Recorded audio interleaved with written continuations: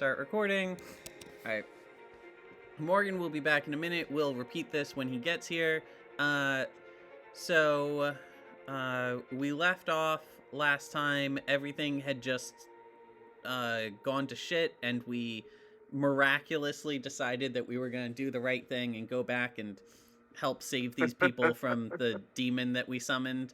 The I demon have that Morgan summoned. fair. So I have gone through and added building icons to this map that we're on. Are we all on this map? No, we're not. Well, let's do this properly then. Let's start with the homepage. So, first things first, start recording. Recording has been started. Next thing next.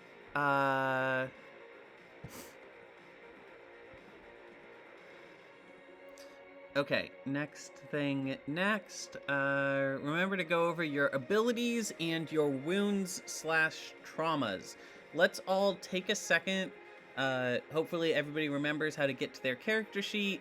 So everyone open up your character sheet and give yourself a quick refresher on what your character's, what abilities your character has and what your status is. You know, if your character has a broken hand, we want to keep that in mind when we're playing. I've got... Oh, I forgot I had that. That's good to know. Right. I forgot that Roy's having slight disassociative episodes. Yep, good to... These are the things we want to remember. Oh, also, remember to check what abilities your frame has, because I believe we're all in our frames right now. No, well, I don't think we were all in our frames. I thought some of us were on foot. Okay, yes, maybe we're not all in our frames. Several of us are in our frames right now. Yeah, because if we were in our frames and a kaiju was summoned, it's like, well, we're already in our frames. This isn't that bad, but we're on foot and a kaiju is summoned. Or a demon is summoned, which becomes a kaiju. It's correct. Like the escalating problem. So I think that's what was going on. Okay, here's well, let me check our game notes. Nothing there. Here we go. Ruta summoned a giant demon. Government reinforcements started arriving. We considered leaving, but Roy declared that we would be wrong to leave. And that's as much as I wrote for game notes. Cool. Okay. Okay, here's what I have. My character... So we had some quiet time after... I mean, some quiet time. We had like 2 minutes of quiet time after I summoned ectoplasm to glue the people to the ground. Ruta summoned a giant demon. That distracted everyone and kind of kept the pressure off of us for a second. Eilish got into her big mech. At some point, Ruta got picked up by his mech. Okay. Reverend Byrne is currently being carried by Ruta's mech, just like in its hand. On our map, I have Roy and Paprika both on top of, both in Roy's Pascal, Mega Pascal. Okay. But I do not have Paprika's mech out on the field. So we can figure out the specifics in a second. But for now, let's assume that most people at least are in their frames, or at least that is a thing that could come into play. So let's before we get into it, how tall would we say is our tallest frame? Okay. So the average frame is somewhat... The average frame is about the size of a 2-story house. We've established that megapascal is larger than the average frame, so let's say megapascal is about the size of a 3-story house. Okay, that's what I thought, because the point that I wanted to get to was that this thing, we're calling it a kaiju, so it's bigger than megapascal. Yeah, for sure. This thing is probably about 7 to 10 stories tall. Yeah, no, I love that. And Cool. Cool, and cool, cool, cool, and cool. I'm pretty sure, I don't know if we specified this last time, but I really want to say that it was not that big when it was first summoned. It It was was not. It was not. There was a magnification that happened on it. I think it was Burn. Burn told it Did no. Burn Yeah, scolded it Burn like a told it child. no. You scolded it, and I think that pissed it off. It listened, but it caused some kind of a rebound effect within it that caused it to grow. Yeah, the two things I did were telling it no, which and then teleporting the NPCs back to town. Oh right. But that left me in a fairly depleted state, so y'all are mostly gonna have to wallop the kaiju by yourselves. Okay. Yeah, that's good to know.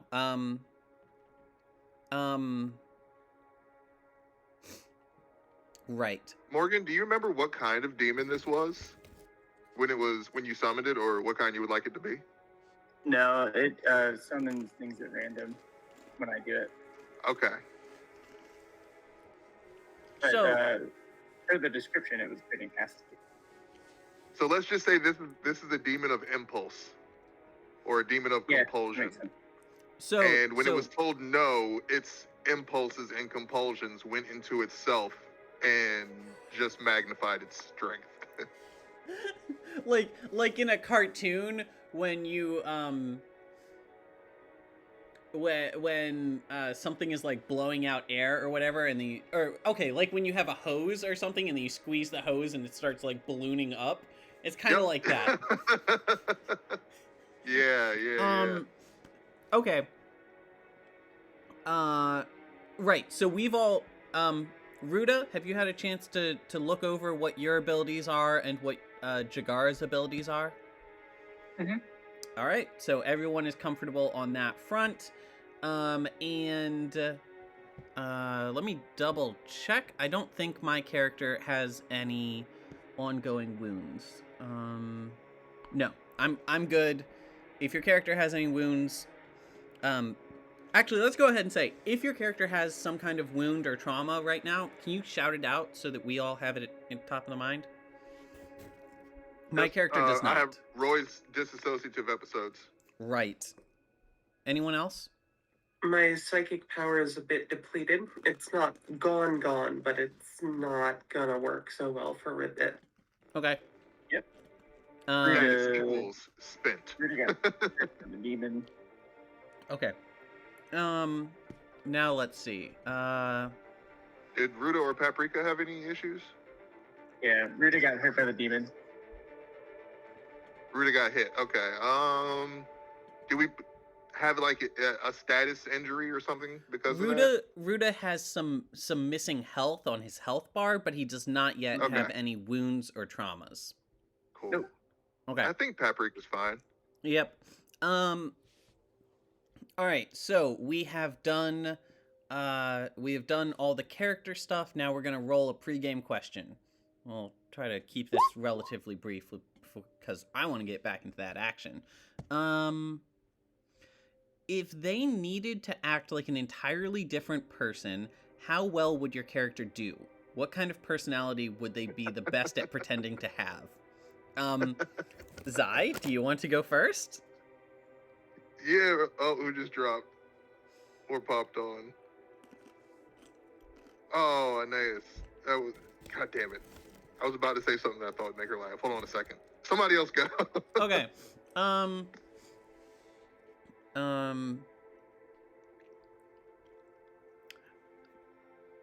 Eilish would be exceptionally terrible at acting.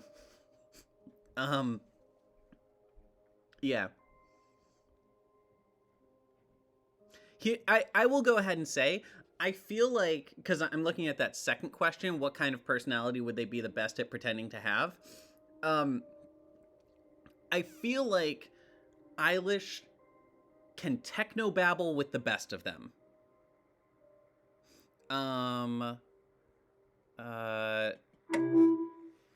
Aeneas' Discord just screamed at her for being out of date. So She had to log off, and she'll be back on in a minute. Okay. I feel like if Eilish had to pretend to know something that she didn't know anything about, like if she had to pretend to be a doctor or pretend to be an archaeologist or something, she would do great at that. But I don't think she would do good at impersonating any kind of person or acting or doing anything where she had to convincingly act like a person of any kind. That's my answer. Adora or Morgan? Sure. I think Reverend Byrne, if you're just going to give her an archetype of something to play, like, hey, you're, a scientist doing blah, blah, blah. Sure. If you're telling her you are Jim Jones, well-known figure, blah, blah, blah, and trying to replicate that, no. Like, can pretend to be something, can't pretend to be another specific person very well, can't get the mannerisms down. But if you just tell her, hey, make up a backstory and, you can fill in the details yourself, then sure. So Nice. in my Good at head, improv, bad at impressions. Yeah. Yeah. In my head, I imagine Reverend Byrne really good at some impassioned fire and brimstone, like bold theology preaching. How good would Reverend Byrne be at like children's sermon? I think because of living in a convent, I think that is going to lend itself also to the like quiet monastical side of things as well. So she would. I think she'd be fine. I mean, she'd be quiet around the children. She wouldn't be like, a middle school English teacher skilled, but, Okay. Are the kids going to be like running in fear? Right, No. right. She's not cool youth pastor sitting backwards on a chair and strumming a guitar. No. Okay, cool. Morgan? Question mark? I think Ruda definitely would be able to do it. Like, be able to, like, act. To a degree. I don't think he knows that much. Okay. Imagine Ruda has like a Bruce Campbell level of acting skills. Yeah.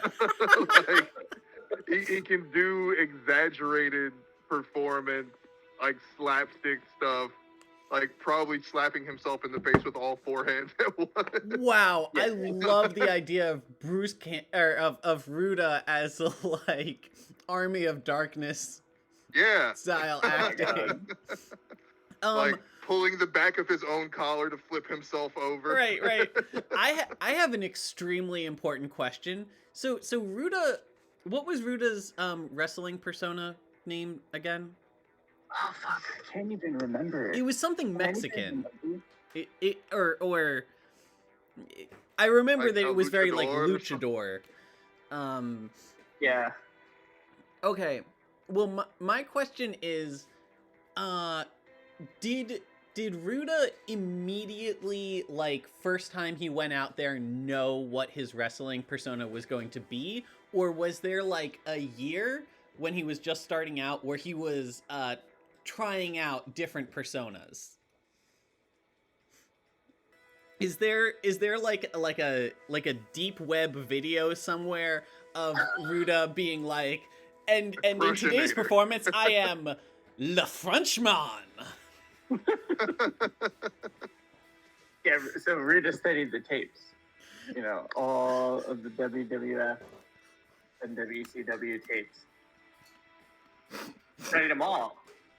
But landed on El Crushinator. And the tickler was his nemesis in wrestling, but they were buddies behind the scenes. Oh, for sure, yeah. Nice. Okay, so he knew. So he did all of his research up front. There was not a auditioning period where he was trying on different personas to see what fit. Yeah. Love sure. it. That makes me very happy. Okay. Is Aeneas back? Yep. Aeneas is back. Aeneas Can you or hear and respond, Aeneas?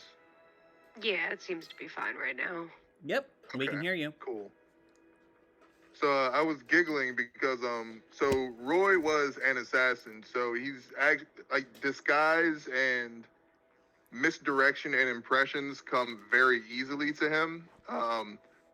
But there are things about biologicals that he doesn't fully understand, like why it would be weird to see what looks like a full-grown man dressed up as a 9-year-old girl and trying to use her mannerisms and speech patterns. So I think at some point after Roy found Paprika, Roy was going through like different disguises or whatever. There was some kind of a mission that they were on. He was going through different disguises, and one that he was basically pitching to Paprika, just like, do you think this would help us get into the facility? How about this? One of them was a Paprika costume, and Roy dressed up as Paprika and was like using her mannerisms and acting like her, and it was just like Roy. But he wasn't like doing it accurately. He was doing it with his own voice. So he was like, haha, I like video games. This is all very fun. Would you like to play with my yo-yo? This makes me very happy. Okay, excellent. Very good to know. Paprika? Is this the pregame question? Yeah, the question is, if you needed to act like an entirely different person for some reason, how good would you be at it? And is there a particular personality you would be best at impersonating? I don't think Paprika, like, has the brain capacity to get that deep into, like, impersonations. Like, I feel like Paprika being like, oh, we have to get in disguise? I have just the thing. And she just puts on a fake mustache. Okay, excellent. Excellent. A monocle, a top hat, a mustache. Okay, cool. So, pregame question. Oh, this might actually be a good, a good game to remember this for. So we've never used this before in this, campaign, to my knowledge. But I knew we would forget it, so I added a reminder. Everyone remember that we have an ability called overclocking that is essentially a gameplay mechanic where you exchange good fortune now for bad fortune down the line.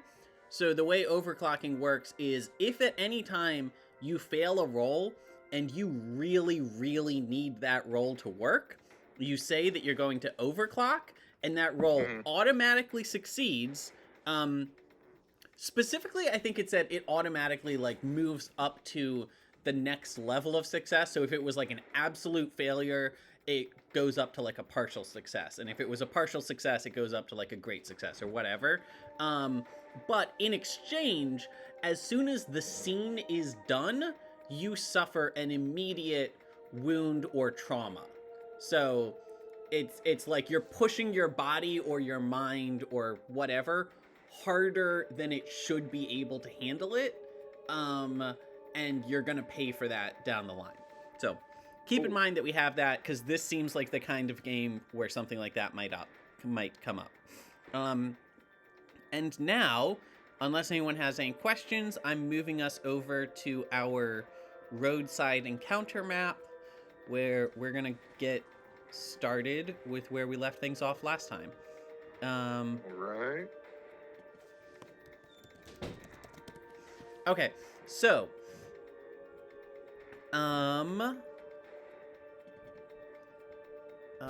so we are on this map. If anyone wants to zoom out and get a good look at this map as we've set it up, I added a bunch of buildings and stuff that we didn't have last time to illustrate kind of where the populated areas are in this space. This is not to scale. I'm imagining that this map that we're looking at is the size of like let's say it's like the size of Baltimore. Like if you had a unimpeded from one corner to the other, if you didn't have to worry about like going around stuff, you could probably fly from one side to the other in like with our vehicles in like 5 minutes or 10 minutes or something like that. So the vehicles are scaled up, the buildings are scaled up, but we're looking at a relatively large area. And for context, this is a border area, the border between the area that's controlled by, I keep forgetting their name, they're the cat people that Pantherians, because they're like panthers. Yeah, Pantherians. And it's the border between their area and the area that's owned by the Serenians, who were like reptile type people. Yep. So being a border area, they're between two conflicting factions. It's militarized, but those military people do have families. So I think that some of these buildings, like this church type looking place, for example, would have, or this future gas station looking area, would have civilian populations. Yep. And each of these buildings is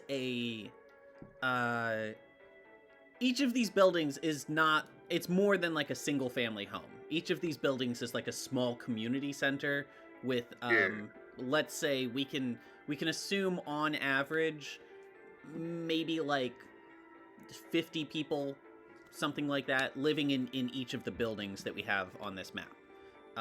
Maybe more for the larger buildings, but you guys get the idea. And those people, the NPCs that Burn teleported, those were like the patrol agents that were out here talking to us. Yes. It wasn't the people that were inside those buildings. Yes, correct. Okay. Cool. I'm not setting up people dying at all. Not at all. So the other thing I want to point out is that we, at the end of last game, the thing that kind of incited us having this decision about whether we were going to book it or whether we were going to stay and take responsibility for our actions was that there was like an alarm, and we started seeing, on our radar or on the horizon or whatever, we started seeing people sortying. That's the word I'm looking for. Like vehicles sortying from different like border patrol kind of centers in the area. So 2 of them here. I think 2 of them here. Yes, okay. 2 of them there, 1 of them there. And I think that is that is everyone I have that is sorted so far. So so that is kind of the threat that has been put on the table, other than the big kaiju, at the start of this game. Zai, do you want to remind us, do you want to kind of set the scene for, beginning of play? Like... Yep, sure. Yeah. Okay, so I guess as the scene opens up, we are climbing onto and in our mechs after realizing that, okay, so the demon that Ruta summoned didn't immediately grow, right? We encountered it after it was raised. Burn told it no, and it stopped doing whatever it was doing, which I think was moving aggressively or acting aggressively towards the troops who were out there. And then she teleported them out of harm's way. We started to move along and make our way through this area. But then we started hearing that alarm and hearing those reports, and upon review of the area behind us, we saw that the demon had actually grown to kaiju size, and was approaching a building that was filled with, I don't know, let's say settlers' children. Or not settler children, but the border personnel. Like it's a family habitation center of the border personnel. Okay, yeah. So while most of the party was just like, well, this isn't really our deal. Yep. They can deal with that on their own. Roy, maybe because of something in him regretting past deaths, or maybe because of his disassociative episodes, he basically said that this was our responsibility because we raised the demon. Zai, I want you to know, and this is so appropriate, that while you were saying that, there is a part of my brain that was like, hey, don't put words in my mouth. Like my character wouldn't have done that. And then I remembered, oh no, wait, that did canonically happen, and my character did canonically say this isn't our problem. Yep. No, you know what? You're right. You got me there. That is an accurate assessment of the situation. Yeah, it was a little out of character for all involved. I think I don't know. I feel like Eilish was okay. So I don't want to say Eilish is a coward or anything, but No, I think that's Eilish accurate. has an aversion to conflict. It is also that Eilish is a Eilish doesn't have the best intuitive sense of morality. Eilish is actually a bit like season 1 Roy in this regards. Gotcha. Minus the callous, assassin training. Eilish is just a very factual thinker. And when she thought about the facts, the facts are not it is not to our strategic advantage to stick around and deal with this. She's a little I feel bit like she doesn't have spocky. emotional cause and effect. Like Yep. she doesn't have whatever it is that would be like, oh, if we just leave, people would blame us, and this would actually be our fault. Yes, exactly. Okay. So that is the scene, and we have just finished deciding that we're gonna turn around and deal with this situation. Keeping in mind that while we're dealing with this kaiju, we also have, Border Patrol agents who are coming after us who think that we're the enemy, because we are. Oh yeah, classic Godzilla moment of when the military is shooting at both the protagonists and the kaiju. Yep. Okay, so I guess I'm gonna start us off by saying, all right, friends, if we're doing this, then I think we have 2 priorities here. 3. We have 3 priorities. Priority 1 is stop the big demon thing from killing innocent people. Priority 2 is kill the big demon thing. And priority 3 is stop those people in the big mechs from killing all of us. So, any volunteers for any one of those? I'm leaning towards priority 3. Yeah, I'll take on the demon. All right. Ruda. Roy says, "I will battle the demon," and then looks at Paprika and says, "I will disconnect your frame from Megapascal. However, the choice is yours as to how you want to proceed. Will you fight? Will you hide? Will you try to help evacuate the civilians from the buildings?" I'll fight. Paprika will fight.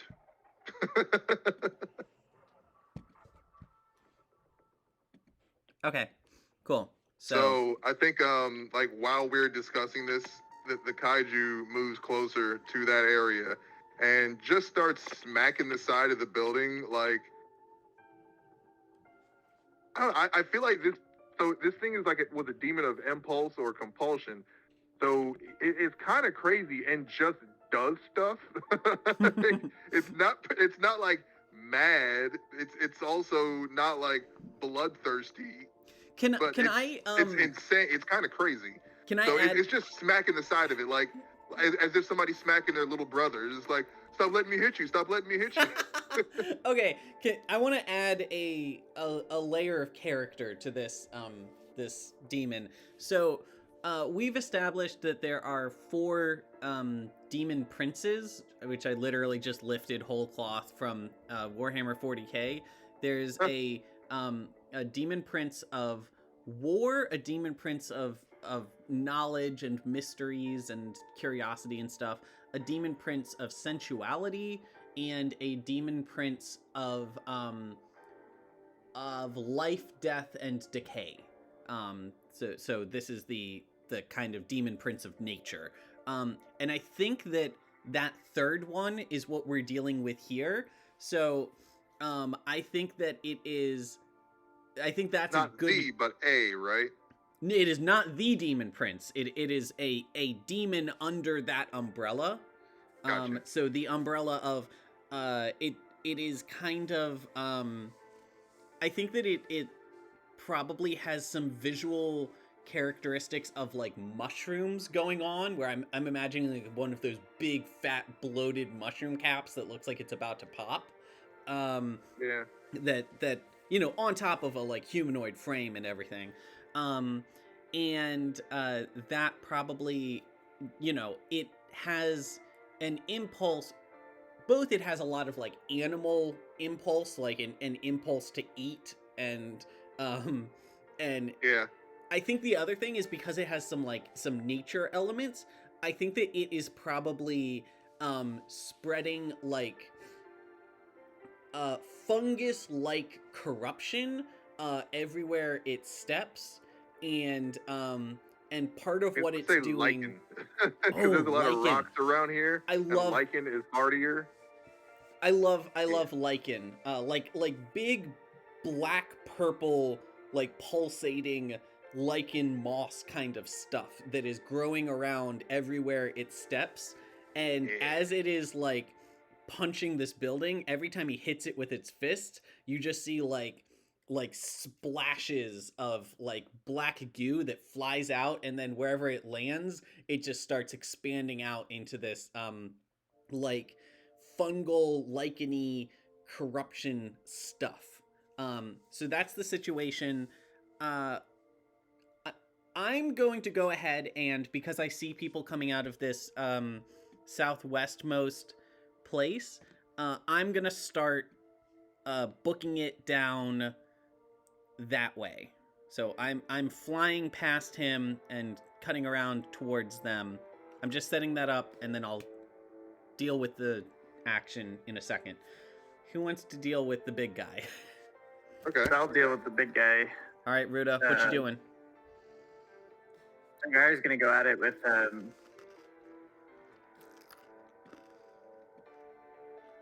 just trying to think. I was kidding. Do you want to? So I think well, the protective ward field. Can I put that around like one person, or can I put around an area? Oh, so that is Jagara's like personal protective ward, the barrier around her that is protecting her from damage. But I really like the idea that she could project that around someone else at the expense of her own protection.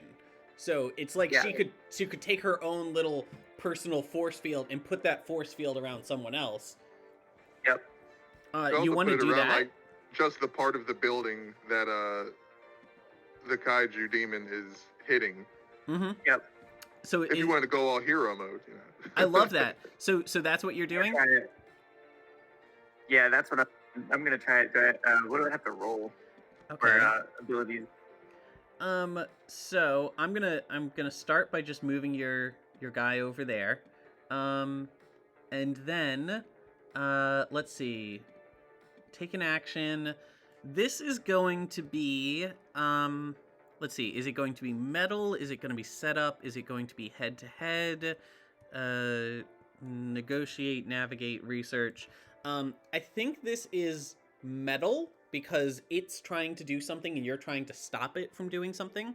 So that's the move you're using. The skill you're using is...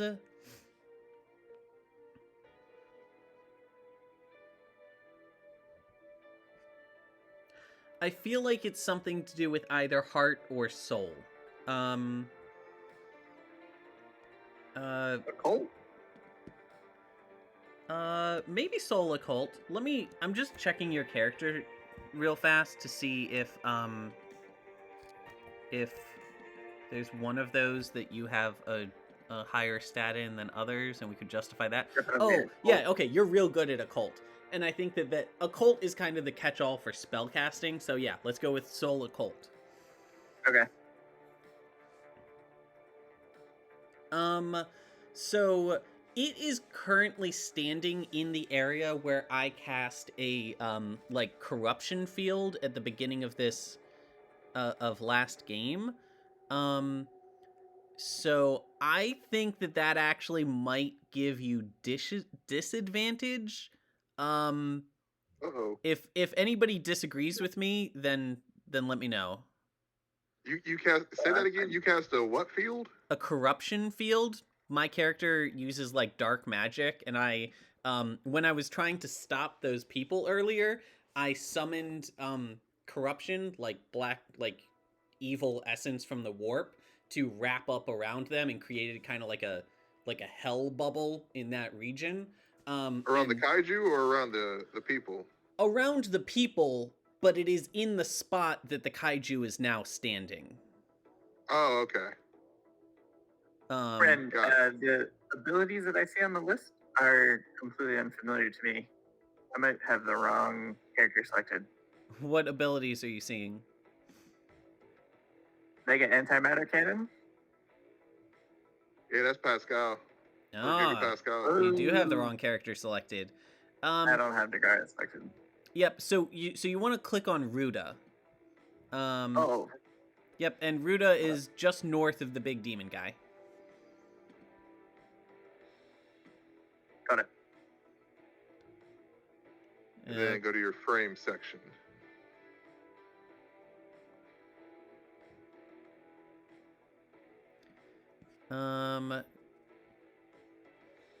There we go. Oh, that was a disadvantage. Hell yes. Holy shit. 13. That is a critical. I got Nice. I thought it was a disadvantage too. Ow. Holy shit! Yeah, you rolled. Yeah, you rolled a 6, a 4, and a 6, and then it dropped the lowest, or dropped the highest one of those. So that still left you with a 6 and a 4 plus 3. Son of a bitch. Wow. Okay, so what I'm gonna say, I'm gonna interpret this. I think that you do protect the building, and in fact, the bubble that you create stretches all the way around the building and will last for a while, without you having to concentrate on it. And I think that you stun the creature for a second. I do think that until you dismiss the barrier thing, you won't have access to your shield, so any damage you take will go directly to your frame's health. You know, no matter how good you do, I think that's just kind of the nature of what you were doing. Sure. But I think that's yeah, I think that's fucking great. Okay, Ruda has done that. Anybody want to follow that up? Paprika, you want to go? Can I use my weapons like that aren't part of the frame? Yeah, If I'm absolutely. in the frame? Just keep in mind that if you're targeting the big demon guy, the impact of them is going to be proportionately scaled back. So, instead of, like, if normally you would hit somebody hard enough to blow off their head, with him you might hit him hard enough to, like, blow off the tip of one of his pinkies. Yeah, I'm wondering if it would be worth it to go for an explosive yo-yo at the very bottom of him to see if we can't knock him over. Oh, Like, could I possibly go for, like, trying to wrap it around him and having it explode? Don't you have a rocket or a missile or something? I thought you did. It's an explosive yo-yo. No, No, I mean on your frame. I thought your frame had an explosive or a rocket. Yeah, but that's not as exciting. Okay. well, how about we do a bit of both? We can say that your frame shoots the rocket, but that you also like lean out of your frame and wrap the yo-yo around his leg. Is that the direction you want to go?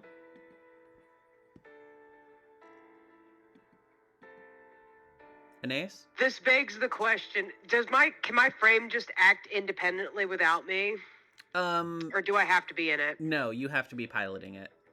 Okay, yeah, we can go for that then. Okay. Yeah, you can still open like the cockpit, open like the shield or whatever, the glass that goes down over the cockpit, and like lean out.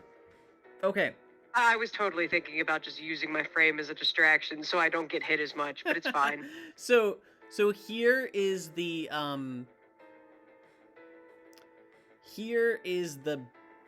big thing that I think you're risking doing this.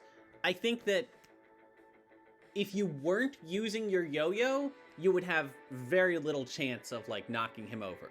I like the idea of you using your yo-yo to kind of like trip him.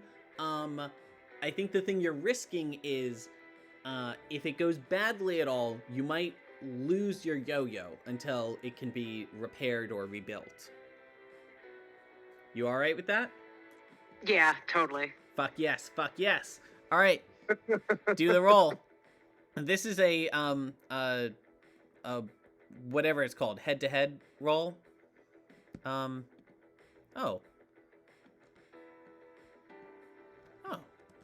My Paprika here doesn't have a character sheet selected. I was trying to look at her page too, and I wasn't coming up with anything. Yeah, that's because her sprite didn't have a character associated with it.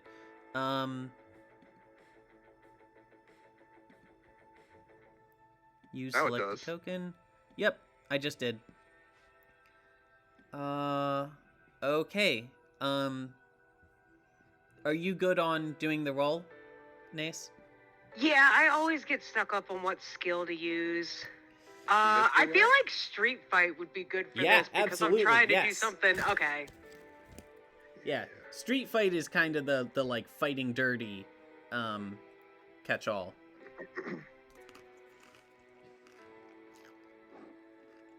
And I use the grenade yo-yo, right? Like, or... Yeah, use grenade yo-yo, sure. What I put in the frame. Doesn't matter.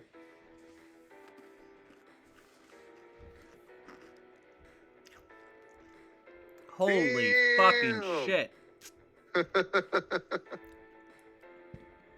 Well, I think with that, you managed to knock him over and don't lose your yo-yo in the process. Wow, we're good with rolls today. Kaiju Demon lets out a blood-curdling roar. Okay. So normally, doing what you were doing where, like, you were trying to change his situation, not directly trying to hurt him, you wouldn't have dealt any damage.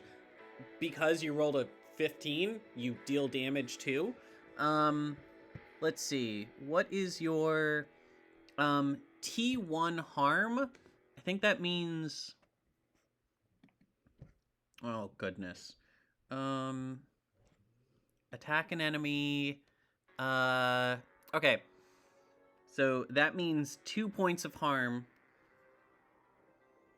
And then he is knocked down. And yeah, I think that does it pretty well. And if you roll, okay, so even if you roll a critical, which is a 13 plus, You attack an enemy and you receive an attack from the enemy and choose 2 bonuses. So one of the bonuses is you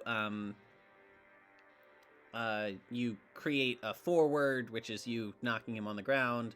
And then I think one of the bonuses is -1 enemy move tier, but I do think you're still going to get hit as he, not as he like punches you, but as he falls over. I think the shock wave from him falling over is going to hit you. Okay. Okay. And then remember disadvantage in case of armor element mismatch.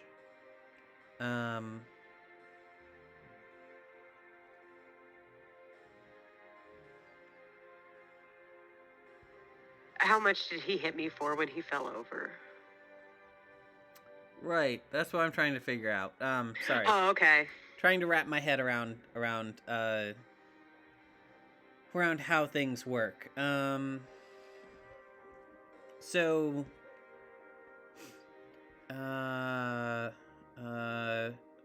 attacks and harm, enemy move,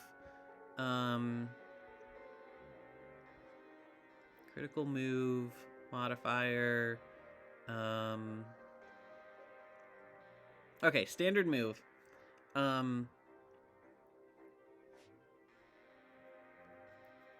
Roll d6 plus enemy tier, damage.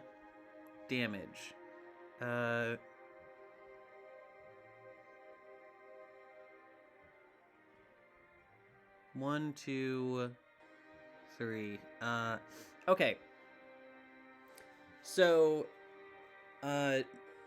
normally I think that enemy tiers go between 2 is average, 2 is like on par with the player, or you know, like a team leader kind of enemy. 1 is grunt. 3 is like a mini boss, like a big hardy enemy.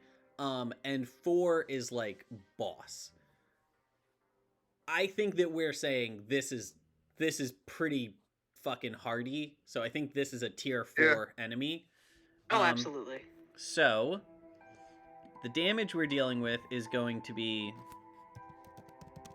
d6 plus 4. Oh wait, you had the -1 enemy tier as your advantage, so it's gonna be d6 plus 3. 4 points of damage. You got lucky there. And then we choose the bonus effect.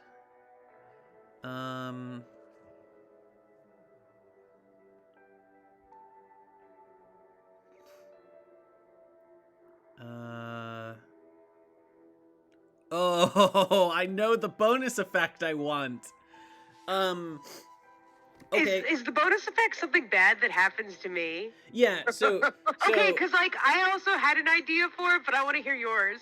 Okay, I think so. I was picturing when he topples over. We established that like every time he hits something, there's like this splash, and then wherever the splash lands, that starts like spreading this fungusy, licheny kind of corruption. I think when he hits the ground, there's a big splash, like somebody did a cannonball splash of corruption that goes spraying everywhere. I think that splash hits you, and you have the condition stuck applied to you. You are stuck. Uh-oh. What do you think? The frame is stuck? Yep. Okay, yeah, no, that works. I was thinking like I get knocked all the way out of the frame, but then I was like, oh man, the frame's like 2 stories tall. I could get really fucked up. So no, I'm fine with being stuck. That's fine. I like stuck a lot, especially because it's on the ground, but you're still in a pretty dangerous spot right now. Oh, absolutely. You said it hit me for 4. Does it hit me in my shielding or straight up health? Shielding, but make sure you're applying it to your frame's shielding, not your personal shielding. Okay. Oh, also, let's see. What does it say? Disadvantage in case of element matchup. So this is there's no chance that your thing's armor is warding, so this would be so you take full damage. Ignore me, you take full damage. And then I'm looking for a icon.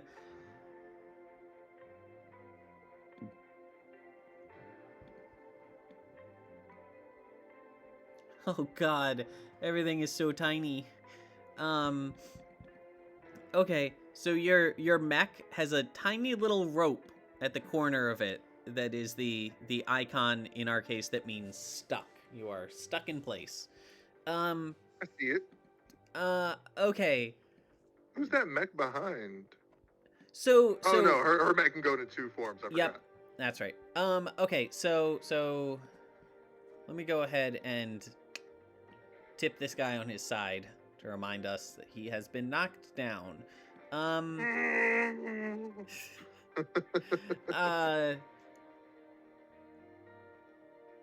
Okay, does anybody have something they want to do right now? Otherwise, I'm going to go confront those guys who are approaching us. Roy hasn't gone yet, but you can go ahead and let the other military people or whoever move first. Yeah. But yeah, I just want to like connect the series of events so far. So at the beginning of this fight, Eilish zoomed around to the other side of the kaiju and cast like a zone of corruption around it. Ruda flew over to this area and projected his frame's shield around the building, rolled really well, and encompassed the entire building, frustrating the kaiju who was beating on it and stopping the lichen from spreading all over it. There's still screams in the building. There's people streaming out the back, but they aren't being smashed to bits. Then before Roy or any of the military personnel could react, Paprika, using her frame and her yo-yo, fired a rocket or grenade around the kaiju's feet, knocking it over. It screams in frustration, tumbles to the ground, sends out a shockwave, which partially hits Paprika, but spreads the lichen to her as well, and sticks her frame in place, and we're caught up. All right. So the enemies are all moving forward, and I think so. I'm gonna have Eilish try to negotiate with the people immediately in front of her and tell them what's happening. I'm trying to decide if she would have a disadvantage of this because of how just incredibly awkward and non-social she is, or if that's just reflected in her stats. I think it's reflected in her stats. She has a -1. I think that's yeah. Okay, and anything else that needs to happen? Oh, I moved all the guys forward. I'm going to do this negotiate, and then depending on how my negotiate roll goes will affect what their action is. I've kind of set up their action, and now let's see what happens. So I am rolling negotiate. The stat I am using is heart charm.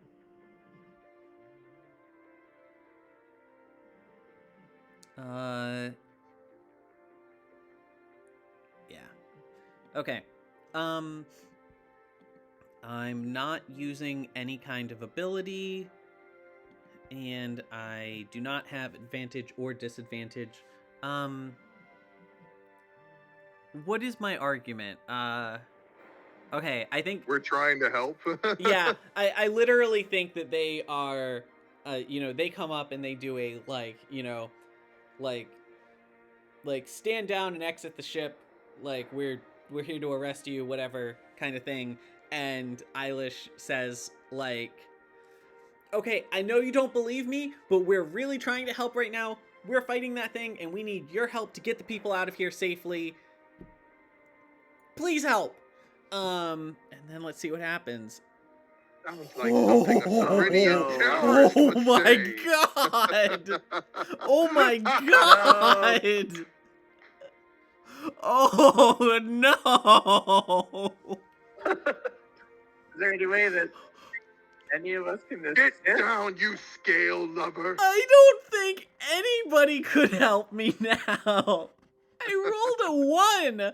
I rolled 2 6-sided dice and I got a 1. Damn. So yeah, they really don't think military would listen to you. Well, I get to give myself experience. Okay. Now I know. Don't try to negotiate with pigs. Yeah, okay. I'm gonna give myself experience, and then, okay, for a 1, something bad needs to happen. Okay, I give myself experience, they do not stop, and if anything, I think that what I say somehow ends up persuading. They are more confident that we're the ones who are responsible for what's happening here, and they weren't entirely sure how to respond to this situation before, but they are now, and they order everyone to to close in and arrest us, and I think that they somehow get the impression that if they stop us, it will stop the demon. So the best way to kill the demon is to kill us first. So Open fire. yeah, I'm gonna go ahead and set up 3 moves on us. And the first move is happening against me. So D6 plus, this is probably just +2. And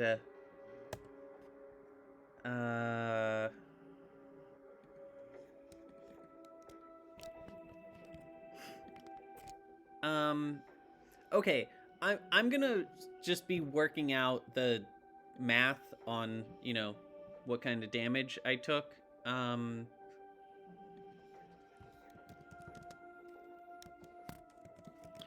In the meantime, Ruda and then, okay, let's do Roy first and then Ruda. You two are both being attacked by the people who are closing in on you. I will give you guys the chance to say what you do, and then the attack will happen in response to whatever you do. Okay, so this would be Roy's first move in this battle. Then, this has all happened very fast.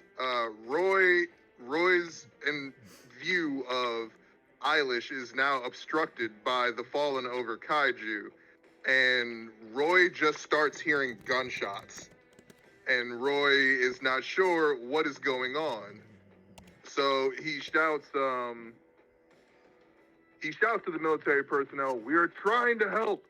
Stop!" And then for a moment, his head twitches to the side, and he says, "Moments of the dead, forgotten of my delight, crumbling in peacetime." And then he pulls out his frame's mega cannon and fires directly at the kaiju in a way that would hopefully pass through the kaiju and hit whatever is behind it.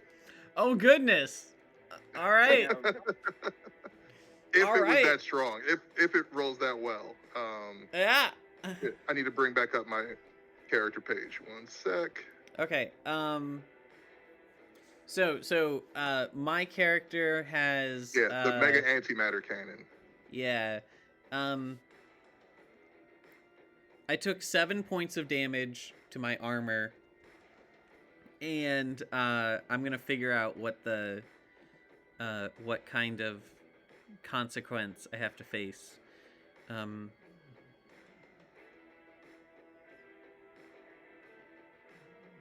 So I think this roll I would need to do would be a head-to-head. I was thinking metal. Nope. but- It's explicit. Yeah, it's head to head. Anytime you want to deal damage, it's usually head to head. And oh shit, I fucked up. Let's try that again. I hit cancel. Head-to-head.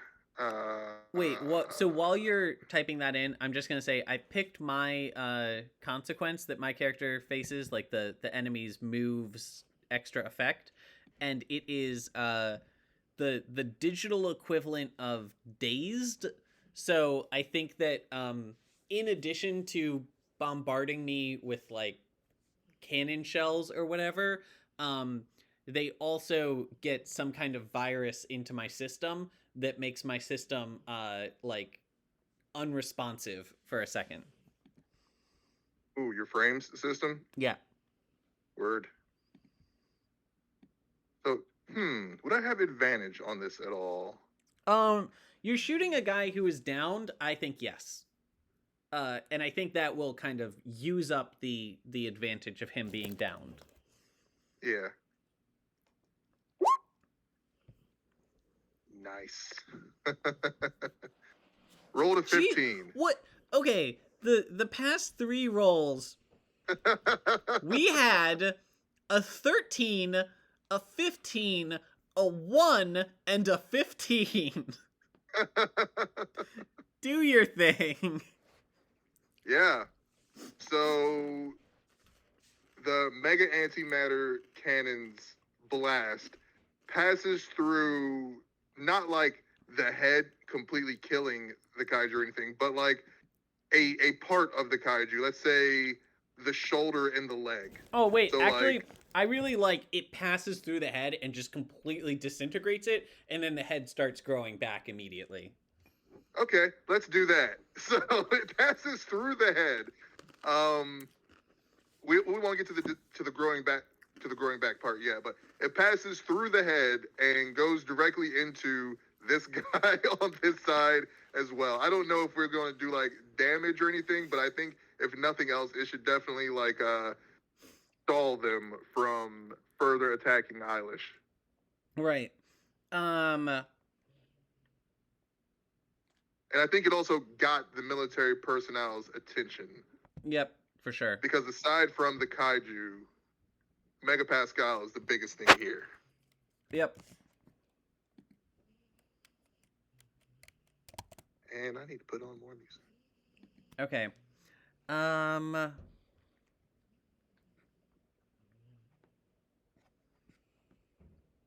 Just a second.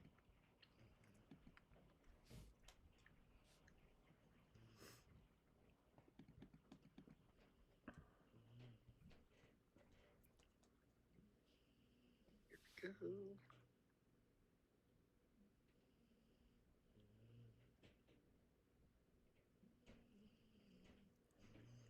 Okay. You attack an enemy, and then you receive an enemy attack and choose 2 bonuses.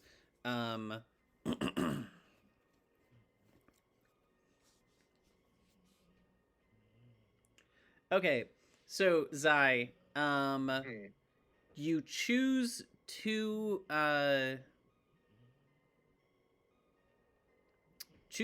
bonuses. I feel like one of the bonuses is you deal extra damage, because that makes sense to me. And then the other bonus is the equivalent of +1 forward. You create a situation. You compromise one of the vehicles on my side, and then the other sort of unspoken situation here is that there was a cliff between you and me when you fired your cannon. You, me, the enemy people. And there is no longer a cliff there. Yeah, that's a strong ass laser. Yes, sir. Or excuse me, antimatter cannon.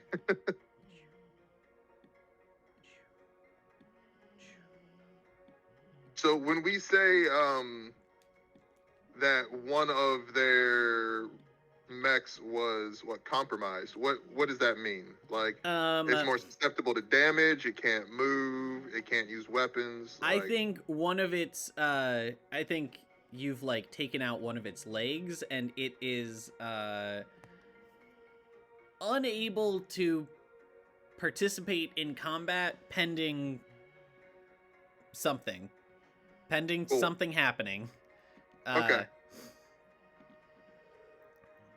I'm gonna give this a ZZZ, a sleep modifier. Go to sleep, bitch. And then the other thing is I was really going to say that my ship gets hit like pretty much regardless of what happens. I'm like, there's no way this hits him and doesn't also hit me. You rolled a 15, so I think you managed to avoid hitting me. Yeah, I was considering the side effects of that, and I was thinking about it would hit Paprika first, but it would actually make sense that it would hit you if it spread the way you showed. But I rolled really well, so you did roll really well. No, I fucking love that. And I think that the explanation is actually that like Pascal has some like supercomputers going on and is like able to do some extremely precision aiming. Like, no, just 1 millimeter to the east. And it's not only like getting the crosshairs right, it's also calculating like the laser diffusion rate of rock kind of thing. Like, oh, you'll actually need to aim like 5 degrees to the right of where you want it to hit to account for the fact that it's going to be like tunneling through rock along the way. Like, yeah, okay. Pascal's pretty dope. Yep. So damage is going to be what's the tier 4 harm. So that is going to be 5 harm heavy, mounted, messy, loud. Okay, so the way this works is you roll d6 plus 5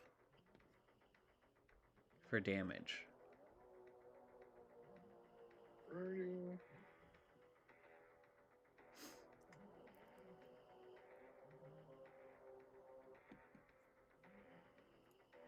Devin. Yeah, okay. Ooh, it should have been higher, but okay. I mean, it's still it still means that he's pretty substantially hurt. I was also going to say oh yeah, because like the damage of that weapon is on the same tier as his size, so yeah. So I was going to say he had just started to like climb up when you fired, and he has fallen back down. So all of that is extremely badass, but it does not change the fact that we are that you chose to fire at him and not at the guy who was closing in on you, so you are still going to get hit.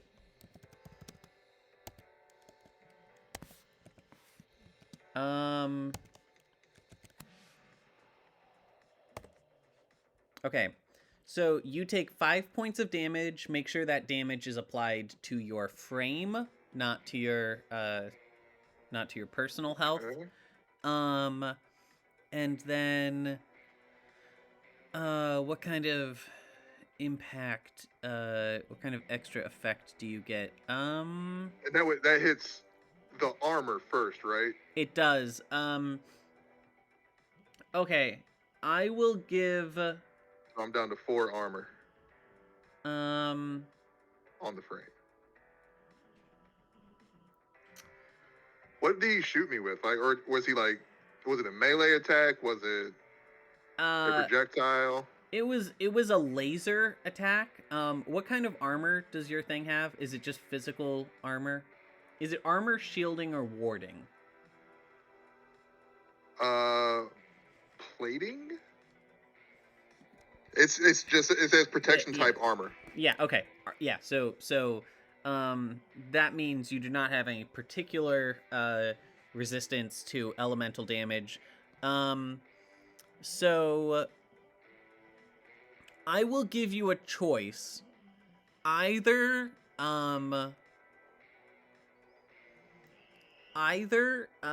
you take extra damage now, or you're going to take damage over time.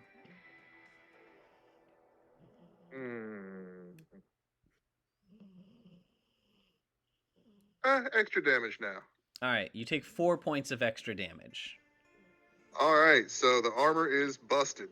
Yep. Still got the hull though. 13 Good. hull. Okay.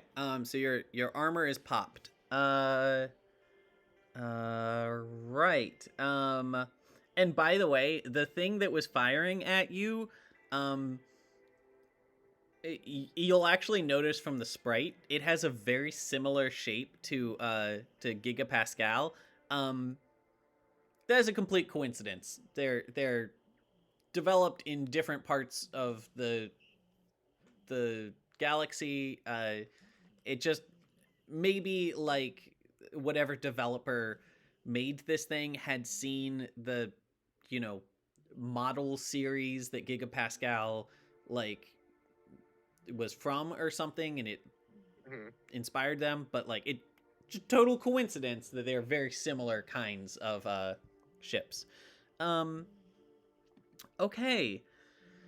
Ruda. Yeah, Ruda. So Ruda, Yes.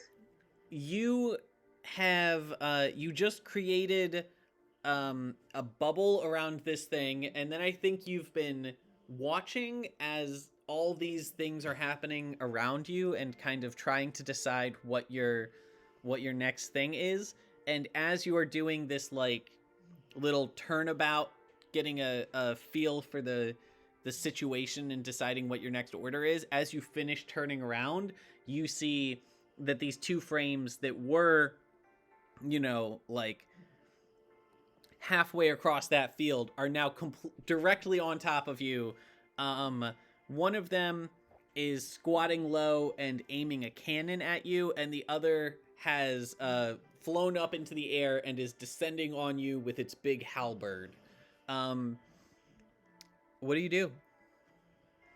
Oh my god. I'm in the frame, right? You're in the frame.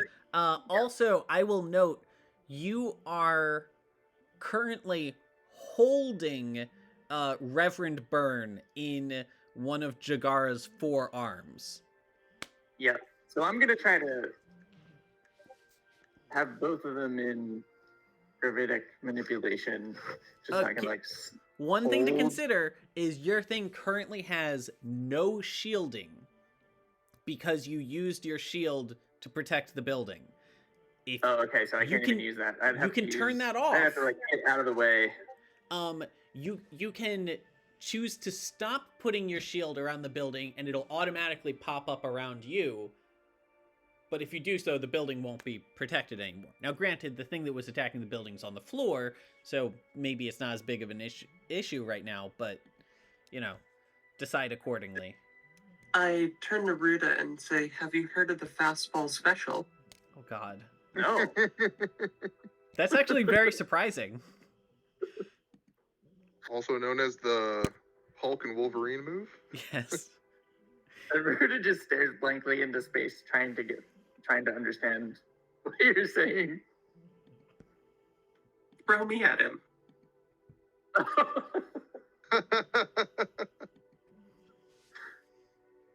Well, all right. So before I do that though, the demon is down, but is it gone? It's like not dead. Oh no, it's So not dead. look at down. chat right now. This is what should happen.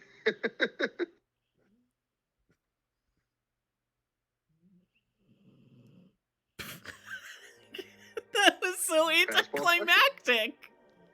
He just kind of tosses him. Oh goodness. I'm like super tempted to say let's get the stop them too, both of them. Take the shield off of the building while the demon is down, and then try to do anti-gravity against both of them. So you want to take down your shield from the building and use the shield against your attackers to Nah, move the them out of the shield, way, or the Not shield shields. and the anti-gravity are separate. Anti-gravity. well, I use can use anti-gravity one or to the move the enemies away. Yeah. Okay. I can use one or the other, I assume. No, you can do both. Okay. Yeah, no, I think that I'll let you have Deactivating your one thing and activating another thing. Yeah, I'll let you have your shield back. The cost of that is just that the shield is no longer protecting the building, so we'll keep that in mind. Well, that was only because I thought I had to take it off, so I'd prefer to take it off. I prefer to keep that on and just get them up in the air anti-gravity style. Okay. So hold them. you're gonna lift them up in the air. Yeah. Keeping in While this mind dude is, that if you approaching. fail, you currently have no protection over your ship, so any damage you take is going directly to the hull. And yeah, that's right. Excellent. Okay, And- let's fucking do this thing then. So, this is Metal? going to be. Yeah, I think this is a metal. Head-to-head. I think this is metal, and you can do occult. I think it's either occult or street fight. And I think you're pretty good at both of those.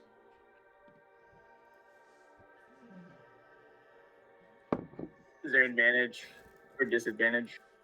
No, I'm just gonna conceptualize what happens next accordingly. Okay, All right, that's not bad. that's not bad. Little flavor. As the shield is removed from the building, the kaiju demon, which has started sprouting back flesh in the hole that Roy blew through it, thrashes its right arm and slaps the side of the building, collapsing part of it. You hear the screams of several people inside. Yeah. I didn't take it off. Oh, you didn't take it off? No. Nope. Oh, well, that's what would have happened. No. That's for later.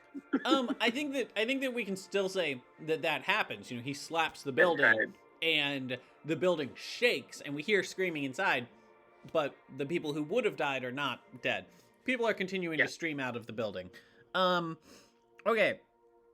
10. That is a great. So what we're gonna do is the enemy is going to have,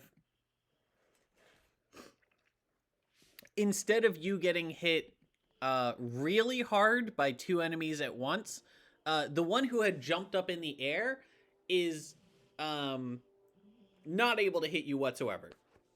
He was attempting a leaping melee attack. You grabbed him midair and tossed him somewhere else. So first of all, where do you want this guy to land? He was doing a leaping flying attack at you, and you kind of redirect his path midair. Where do you want to send him flying to? Yeah. Here. Sorry, I didn't see it. Oh, way back there. Okay, excellent.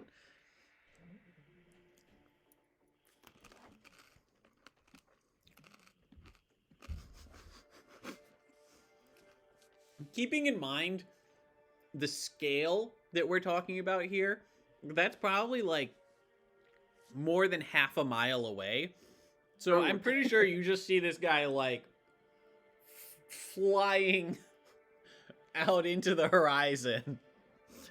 The other one was did have its little like, sniper crosshair was trained directly over the center of your ship, and then you lift it just as it's firing and redirect its knock its shot off course. D6 plus 2. You take 7 points of damage, ignoring your armor, because your shielding is not in place currently. So that 7 points of damage goes directly to your hull, and then let me say, added effect. Okay.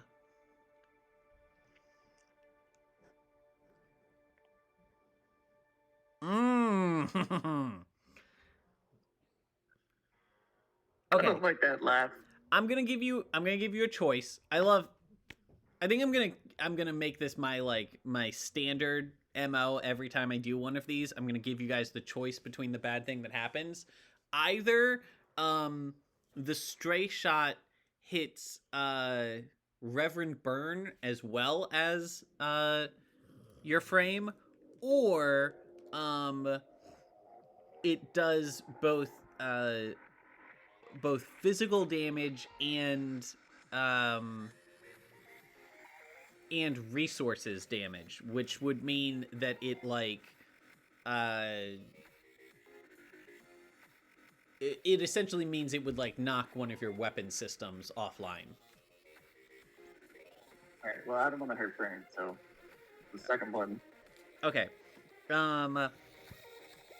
So let me pop this up.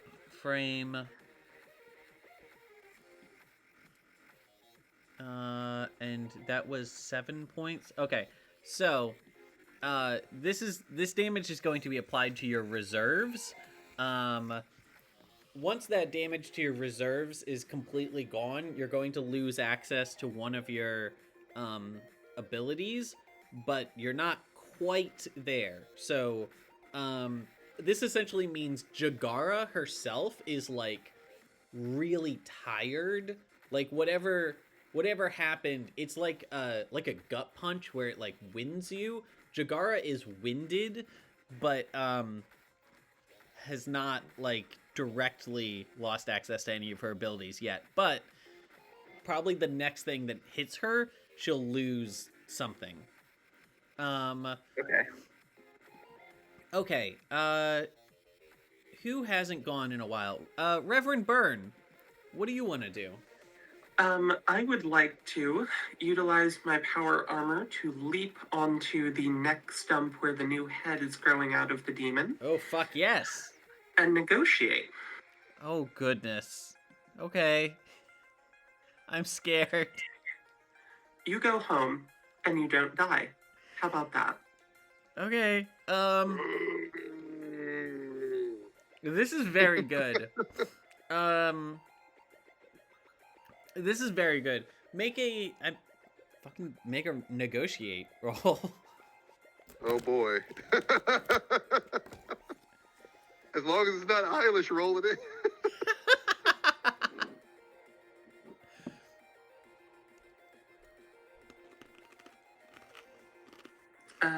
What would you like for that? What skill? Yeah, skill. Probably. Intimidate? Probably some kind of heart roll. Okay, what is intimidate under? Soul. Soul? Yeah, intimidate.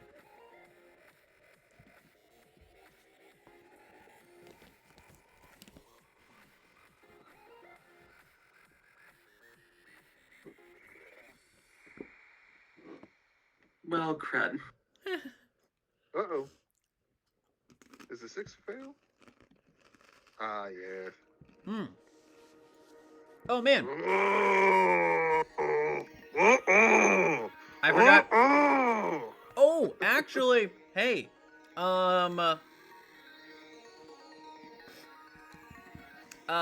you need to. Okay, so I could overclock. You could. no, so you've already overclocked. Once Oh. you've used it once, you can't use it again until the Event is over, I assume, or yeah Well, there is a forward on that. It is knocked down, right? That's true. That's true. That's true. Let me see what I have written for forwards. They're available as bonuses. A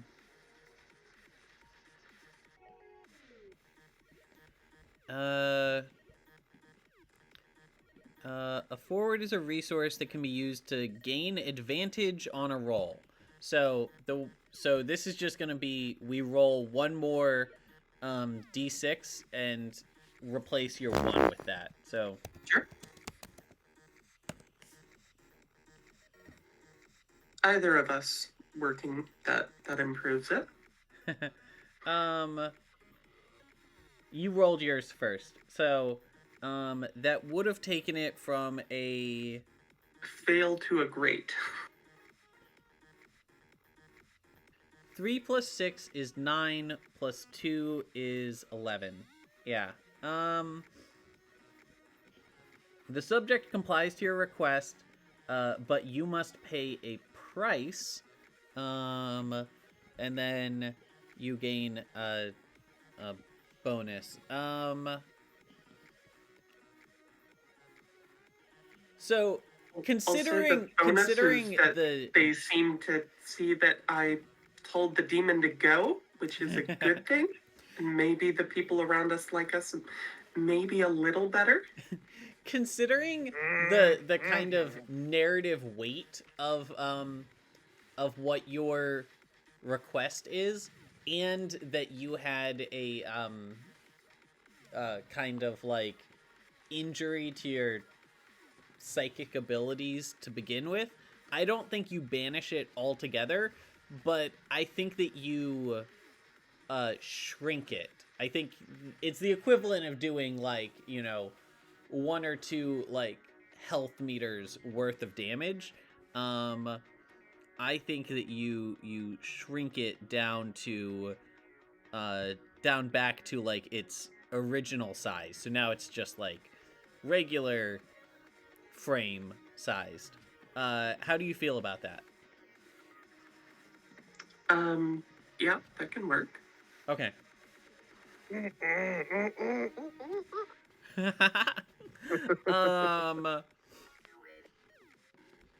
Okay. I want to follow up with what's happening to Eilish. Did I get hit before? I did. I do need to figure out a price now. Oh, right.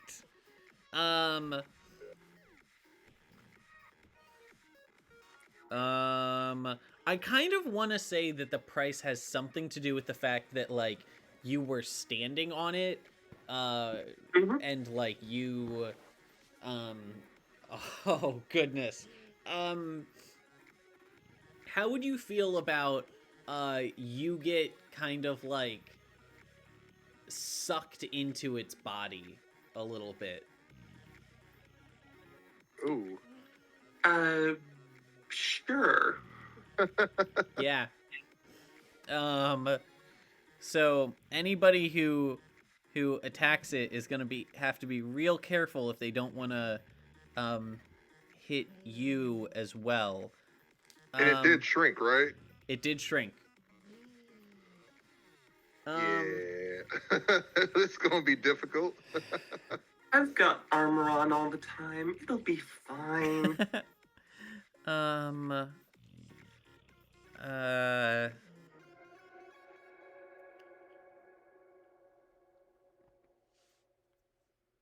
So just for a little more background and scene setting, this whole time, every military person on this map is shouting at us. Oh yeah, no, I love that. Put your weapons down, terrorists, scale lovers, Ceridian sympathizers. I am particularly proud of scale lovers. Because, racism. Okay. I want to do my move.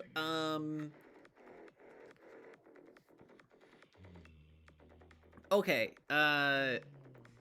So I think while these things are going on, first I want to ask a question to my companions before I do my thing. Do you guys think that we have reduced the threat of this thing enough that the guards could take care of it if we left now? Because if we wait until it's all the way gone, we're not going to get a clean break out of here. I don't know how we're gonna get out of here anyway, considering Adora Burn is partially stuck inside of this demon. Well, that's easy. We just kind of chop out the section that she's stuck in. So, you guys think we have to finish the fight? I mean, I don't see a narrative way that it's possible for us to just leave. Yeah. I also had forgotten that they have mobilized military. I mean, they're more than just the people who are on this map. They would presumably have people on the way here, and there's people back at the Capitol who now know about this event going on. Yeah. Okay.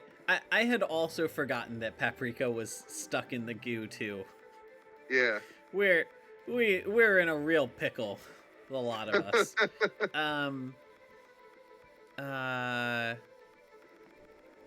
Okay, so I'm gonna do basically what I was planning on doing anyway, which is that I'm going to wait. Do I have some kind of ability that would facilitate this? Let me actually make sure I can do this before I go and start saying things.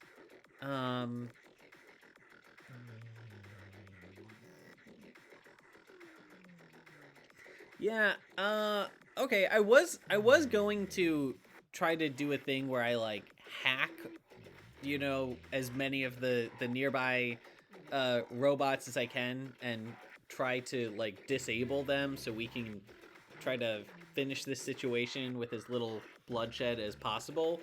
But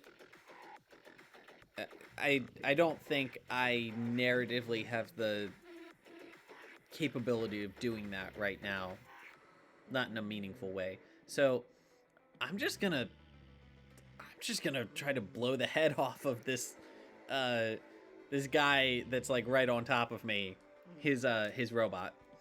Yeah, do what you gotta do. Yep. Okay. And this is going to be using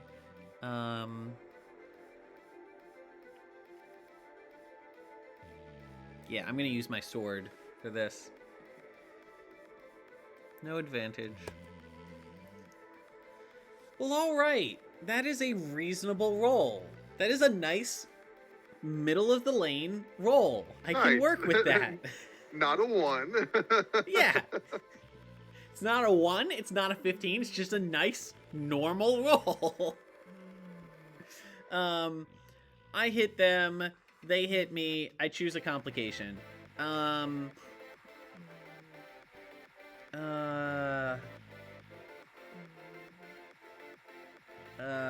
Disadvantage on your attack, enemy move +1, suffer morale. I think that my character suffers morale because I, as the player, am legitimately uncomfortable with, like, what to do here. I feel like there's no like, right move for us. So, yeah.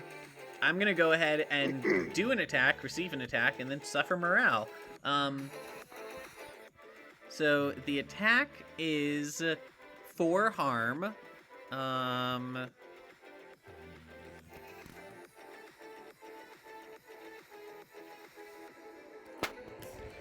gonna do a roll to see how much health this guy has.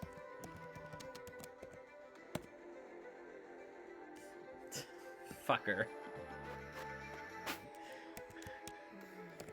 Okay. He's not quite dead. He's gurgling. He's gurgling, and now his compatriots have seen you severely injure one of them. Yeah. I mean, luckily this guy is kind of disabled or compromised or whatever. Yeah. I'm gonna overclock. I want this to be a Are you gonna overclock to blow the guy's head off? Yep. I want to finish this. I don't want to leave him with 20% health remaining.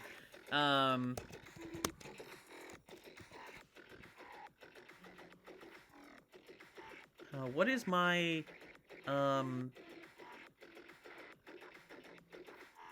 Oh, wait a second. I forgot to roll. I forgot that I have to roll to see how much damage I do. I thought you had already done that. Yeah, no, Okay. I confused myself. So, I do in fact do enough damage to finish him after I take my hit. So I'm not going to overclock. So never mind me. But I do get hit, and I suffer morale. And the hit that I receive is going to be...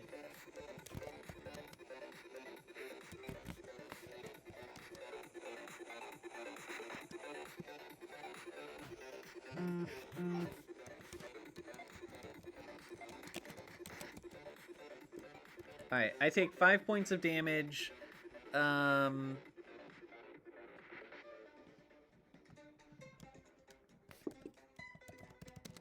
Because I have a type match... okay, that doesn't change it. So I take 5 points of damage, and then let's see what kind of... Oh man, I forgot that my character had a thing in place. Yeah.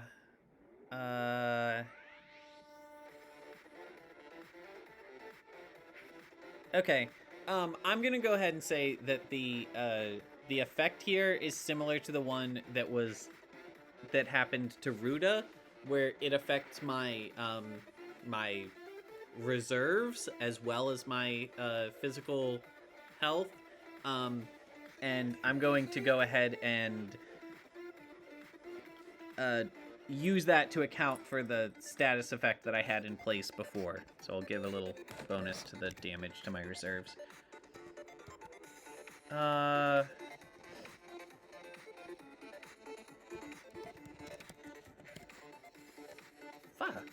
That hurts. Okay, so, who wants to go next while I'm working out my character sheet stuff? Yeah, can I go next? Certainly. Of course. I'm gonna try to look at the demon.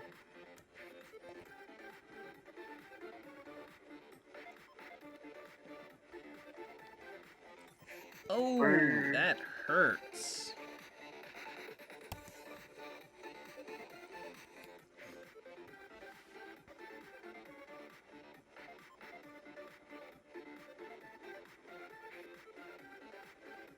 Yeah, Hey, while you're thinking, my character. So when it attacked my my reserves, when the like virus thing that they had put on my thing activated, it took one of my systems offline, Do you guys think that the system that it took offline was my my camera, my comms systems, or my arms? Systems. Yeah. Camera. Like, does that mean that you can't? Because you were trying to negotiate and failed, Yeah, it would stand to yep, reason that they would yep. try to stop you from communicating anymore. Yep, nope. I love that, and I love the potential narrative mess that that's going to cause, because now I no longer know what's happening. I am no longer in touch with you guys, no longer able to communicate my thoughts, no longer able to understand what you guys are doing. That's a mess. All right. Okay. Yeah. Also, my shield got blown apart. So my thing's shield has fallen off. Word. Ruda, what you doing? Down, right? Yes. What was that? The demon's down. How far away is Ruda from the demon? From the demon? I mean, you're close enough that you can hit it. Your frame just has to take a couple Especially steps. with the frame, yeah. Yeah. Yeah, I'm gonna spare the frame for a minute. You say you're gonna get out of the frame for a minute, or? Yeah. Okay, Oh, what do you okay. have in mind? I was gonna run over and just hit it with a gigantic sword, because Kadara certainly could use time off. Jagara has swords that are much bigger than your sword. Yeah, but she's sleepy, right? This is just one more hit, and I don't want to injure her. Oh, I see what. Yeah, so she is kind of sleepy. I really like Yeah, this. Brutus just gonna run out and like. This is Run over narratively there and, very like, cool. Son of a bitch! Okay.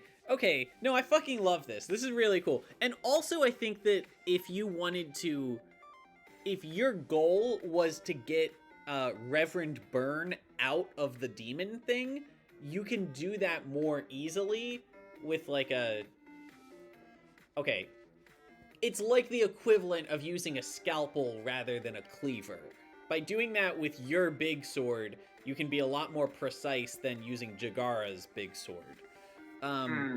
So yeah, no, this is fucking great. So let's say Ruda, Jagara walks over to get you guys relatively close, and then Ruda jumps from Jagara onto the demon thing, and then Jagara goes and takes cover somewhere for a couple minutes while she kind of like recharges her soul crystal or whatever to get back to 100%. So Love it. regardless of what happens here, the result will be Jagara's like fuel reserves, or the, you know, magical equivalent thereof, will get filled back up. And you're going to attempt to get Reverend Byrne out of the demon. Is that a correct assessment of the situation? That's correct. All right. So because you are comparatively so much smaller than the demon right now, you're not going to do any meaningful damage to it, but you will be able to get Reverend Byrne out if you do this successfully. So go ahead, click on Ruda, load abilities, take an action. What do you want to do? You want to do a setup, I think. Oh. Yeah, I think this is a setup because you're trying to change the situation. I don't think this is Street Fight. Let me look at let me look at your character sheet for a second.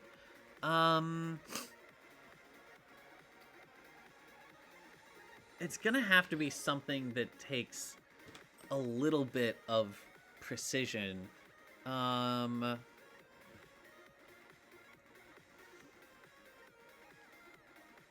Okay, Oh, stealth.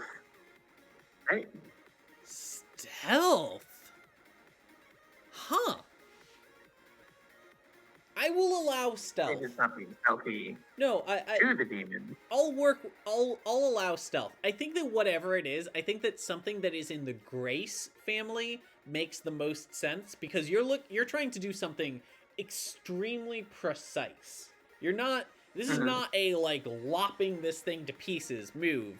This is you're trying to cut out specifically the part that Reverend Byrne is in without cutting Reverend Byrne.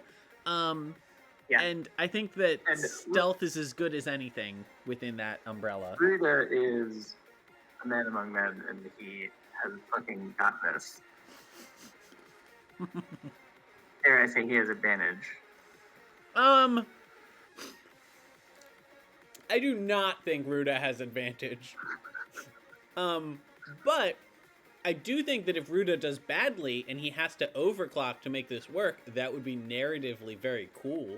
So let's see what happens. Yeah. I get one overclock per You situation? can overclock once per scene, but you roll first, and then you do that as a, like... Overclocking is kind of this system's equivalent of, like, spending fate points from our original Spacefare campaign, where it's, like, a thing you can do to turn a failure into a success at a cost. Mm-hmm. All right. Let's see that roll.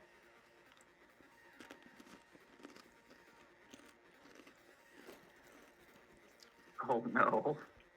Overclock. Overclock for sure. Yeah. Okay. Do I have a forward to spend? Nope. So, Okay. so you overclock. That turns it from a fail into a pass. Potentially even better, depending on the role. So, you turn it from a fail to a pass. Here's what's gonna happen. You get Reverend Byrne out of there. You do nick her in the process. So I think that Reverend Byrne is going to take a little bit of damage. Don't feel too bad about that. I don't think there was any way to avoid it. I'm gonna roll a D3. Okay, Reverend Byrne takes 2 damage from that. And then, an event happens, and, let's see. Choose a complication.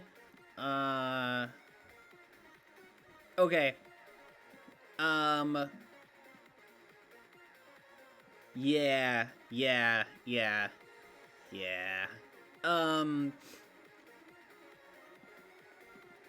Here's so your complication is either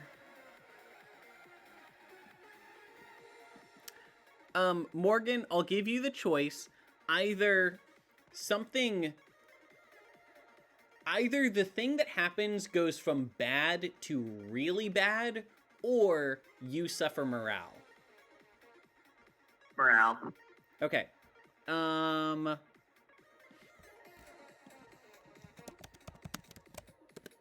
Okay. Ooh!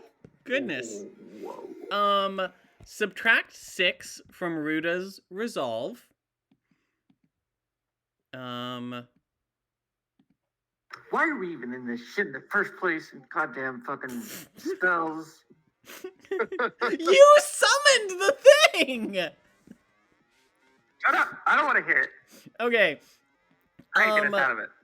Ruda and Reverend Byrne both topple to the ground as this thing climbs to its feet. So that's the battlefield event that happens is first, this thing is on its feet, and second, this thing leaps onto that building that it had previously been attacking and smashes through the kind of like smashes through the side of the building, and it is now partially inside of the building. The building Oh my is God. is What happened to the shields? well, Jagara walked away to recover, remember? Oh shit. So Yeah. I think this is probably a maybe 6-story tall building, and this thing is at this point like 2 stories tall. So this thing is inside of the building, but not like it's standing in one of the room. Like it has kind of like a kid smashing around in a house made of cardboard, just kind of like tearing up the floors from the inside. That's the situation. Can Jagara go at this point, or is Jagara still recharging? Jagara's recharging. But I will say, I will go ahead and let you refill Jagara's reserves back to full as a result of you taking this time for her to rest. Yeah, okay. Okay. So it's been several turns. I mean, it's really been like one turn, but it's been a while since this whole mess began. I want to see how evacuated the building is. Zai, I'm inclined to say we roll a so it's been at least some amount of time. So I want to say we do like a baseline of like 4 out of 10 evacuation, and then we roll a d6, and whatever that comes out to is how evacuated this building is. Okay.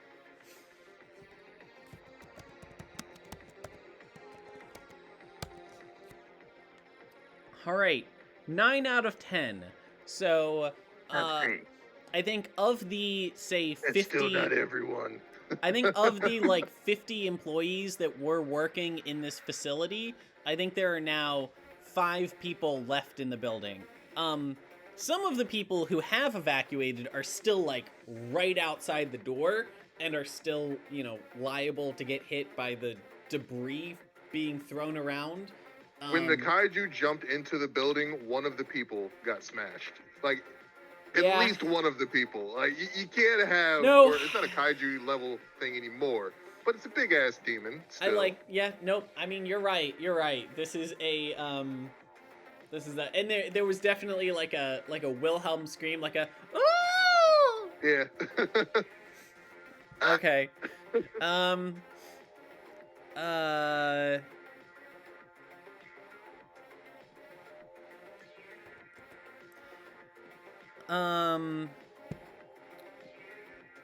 Okay, does anybody want to go next? Does anybody know what their kind of next order of operation is? I mean, I can always try and stab the demon. Roy is going to deal with those 2 people near him whenever it's Roy's turn. Okay, Roy, let's go ahead and have you do that. So the one person directly to the north of you is an enemy. Mhm. The person directly to the left of you is Jagara, so don't kill her. But then past Jagara, on the other side of her, is another enemy. So maybe start with the big guy who had lasered you, and let's see what happens. Okay,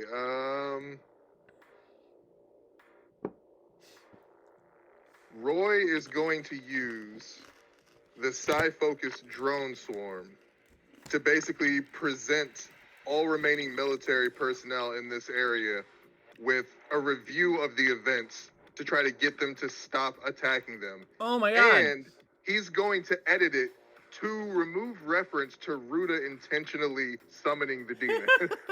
So in the same fashion that Roy showed everybody on the ship, like Avalon's death, he's going to show all of the military people around here what happened. Basically, he's going to make it seem like the demon just came out of nowhere and they were trying to fight it. Oh man, I love that. Thank you. That is something I wanted to do earlier, and I just didn't have a narrative justification for how I was able to do it. You have a good Word. justification here. Let's do it. Alright. Abilities. Taking action. Call this a negotiate ability. Oh no. No. But yeah, I mean, that does make the most sense. no. I mean, negotiate move. That doesn't affect what stat you use, so you're not any better or worse at negotiate than anything else. You can still do a negotiate and then use like wit. In fact, I think this is wit. This is probably wit, guile, or hacking, but I think you have the same bonus at either. Let me see real quick. Do I have higher abilities, traits, consequences? That's not the one. Stats and skills. That's what I wanted to see. So wit 2, guile 0.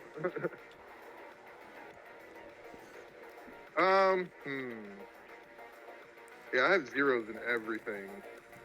That's okay. Under You wit. have a +2 across the board, so that's not Yeah. still a good bonus. So would it be wit guile or wit software? I can see guile or software. Software as in I'm hacking into all of their machines and trying It's to the show same them bonus either way, so doesn't Okay. matter. I'm gonna go with software. Just makes more narrative sense to me.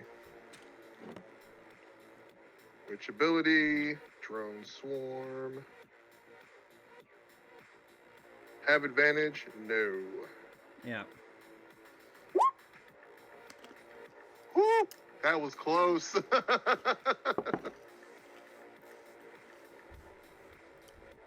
So that's a pass, right? I'm pretty sure that's a pass. It's a pass. It's a mixed success, unless you wanted to overclock, but at this no need point, to overclock for this. it's probably not worth the price. By the way, who has overclocked this turn? Has Ruda? Me. Okay. I think only Ruda. Okay. I'm marking you. He's burnout.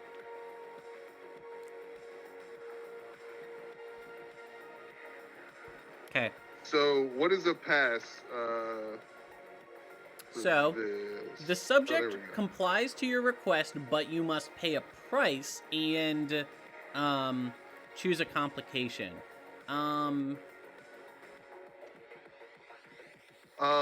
I think the price that we'll pay is that we have to spend more time on this map helping with the lichen removal. And that's going to be a pain in the ass. Because that demon is still here, basically. I think that's the other half of the price. We have to help kill the demon or banish the demon, clean the lichen, and avoid further civilian casualties. Here's what I want to do. Yes to everything you said, and also, I think that there is kind of like a, there's like a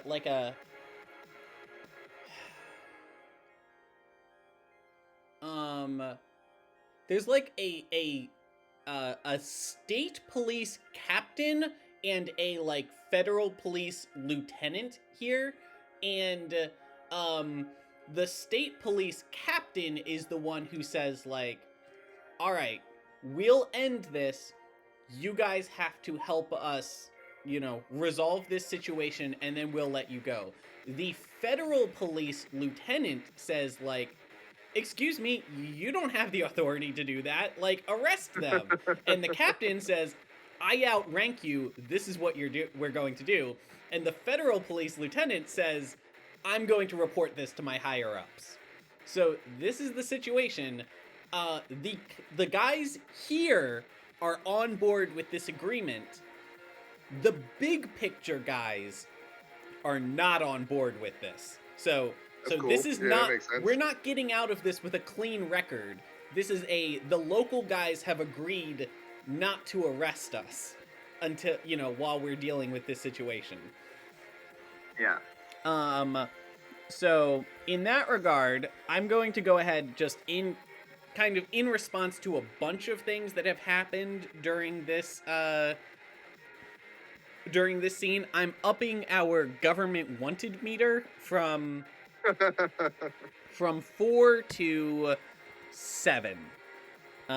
Just and then that'll, unless something else happens, that'll kind of just represent this whole sounds about scene. right. There's probably a particular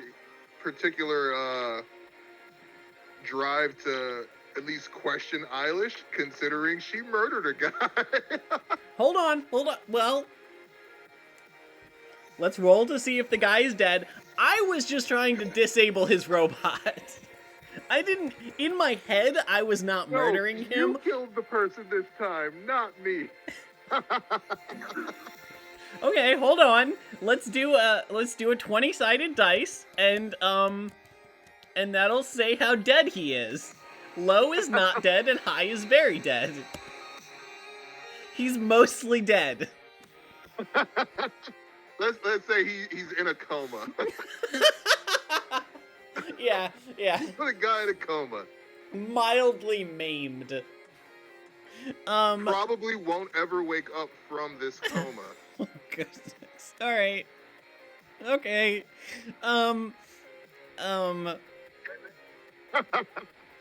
Okay. Yeah. No, I've got a thing I want to do, but all right. Let's end this then. I'm going to say I think this is an appropriate time to kind of shift to the second part of this narrative. I think I want to have one of the enemy officers kind of, not the enemy officers, the state police kind of step in to help us resolve this. I think this guy that was attacking Roy before is probably the state police captain. I think he flies in and he is going to try to grab the demon thing and pull him out of the building, and then do the equivalent of put this demon in a headlock so one of us can come in and finish it. But Roy looks to Paprika and shouts at her, saying, "Paprika, yo-yos."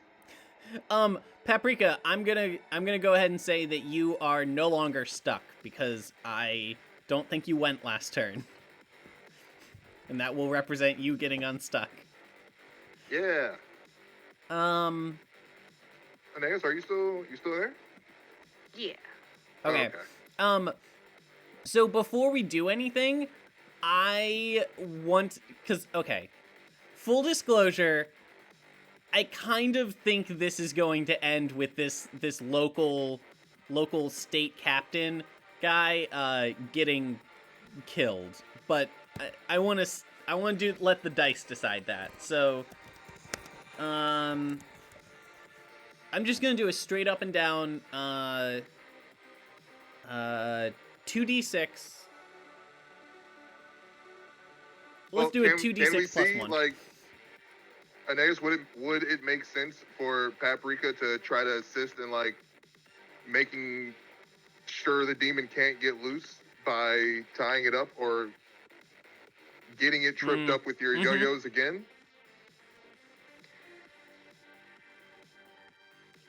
Because that could affect whether or not this state trooper guy dies. That's what Yeah, I think that whatever Aeneas does, whatever the result of her action will also include kind of the narrative weight of what the captain is doing. Yeah, and to be honest, if I use either of my yo-yos, he has a good chance of dying, because one explodes and the other one's basically a fucking razor wire.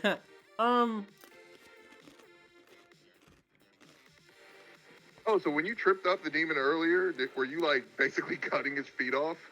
No, I used the explosive yo-yo, so basically it's string wrapped around him and then it exploded. Gotcha. Oh, shit. Me and Reverend Byrne both need to add experience. Reverend Byrne, did you do that already?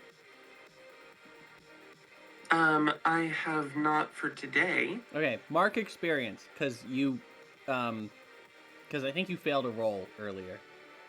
I overclocked. Does that still count? Or used a forward, rather. No, it does not count. Okay. No Okay. experience. So, Paprika, things you have on your robot. You have Looking at autocannons, a missile rack, and a wireless override suite for hacking. None of those are particularly helpful here. couldn't she also just morph into the frame's other shape and just literally go grab it? Yeah, absolutely. You could do some fucking CQC here. And what is our goal here? Are we just trying to get the kaiju away from the police captain? I think Trying to get no. away from the building, Yeah, and the the police police captain is trying to captain- do it by himself. Yeah. And I don't think that that's a good idea. Mhm. Oh yeah, then Paprika's frame is totally going into bike mode, and I'm just gonna treat this guy like a GTA Online griefer and run him over. Excellent. Okay. So Yeah. go ahead and do a roll. Make it a head-to-head roll, and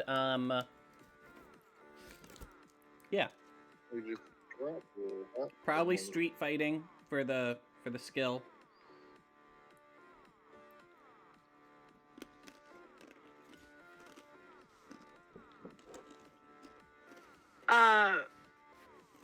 Would I use any of the frame abilities for this? Or Um, would I just hit NA NA. for ability? Okay. Yeah, just NA. And we don't have any forwards right now, like I don't have advantage.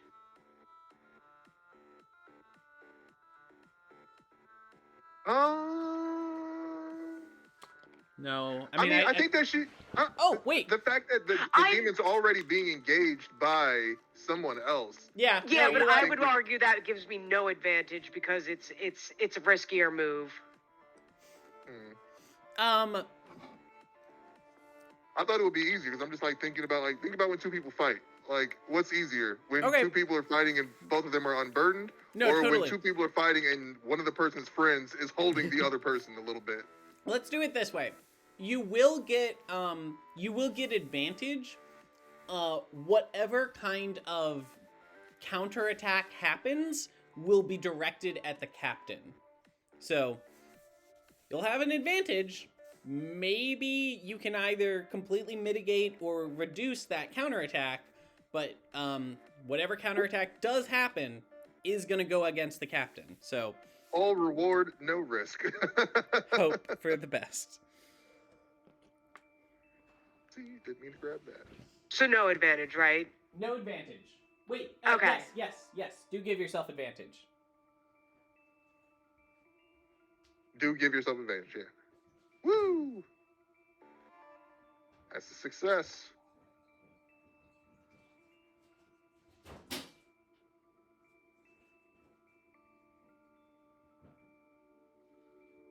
Roll of spades. Click here for head-to-head roll results. All right. So you get the enemy gets a move against the captain, and you need to choose a complication. What shall be the complication, Aeneas? What is a complication? All right.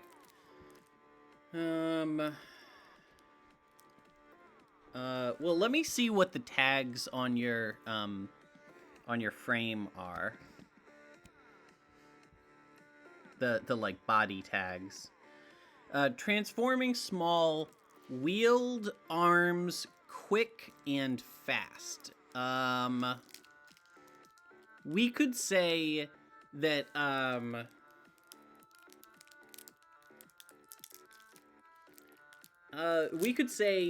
that one of the complications is that something happens to like the wheels, like one of its wheel sockets, whatever that's called, axles, is Yeah, like busted axle. Yeah. For sure. Okay, let's do that. So I'm gonna go ahead and set your wheels to broken, And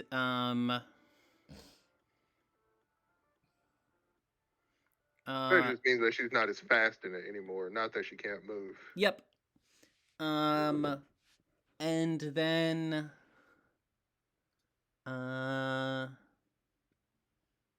okay. So you attack an enemy. So let's go ahead and do a I'm just gonna do the rolls for the damage and stuff.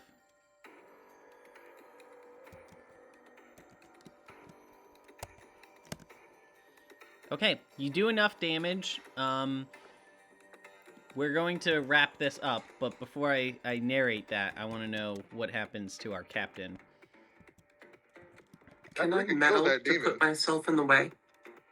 I don't think you need to. Paprika killed that demon. The demon had 5 HP left. She did 7 damage. Yeah, but the counterattack still happens. The attacks happen kind of simultaneously. Got it. Yep. Okay. Could you hear me? I said, could I meddle to put myself in the way and take the hit? You want to take the hit?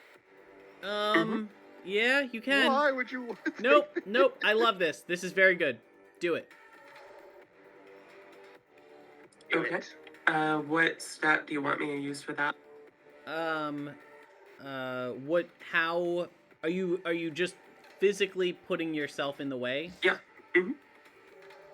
Parkour? Okay. Might not work so well, but sure. I mean, I think there's no version of this that isn't some kind of movement, and Yeah, and I'm an old lady. Yep.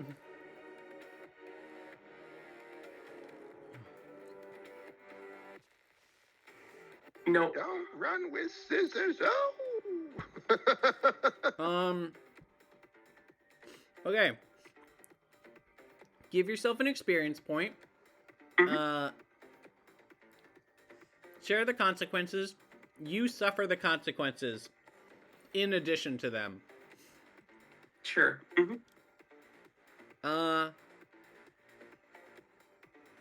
So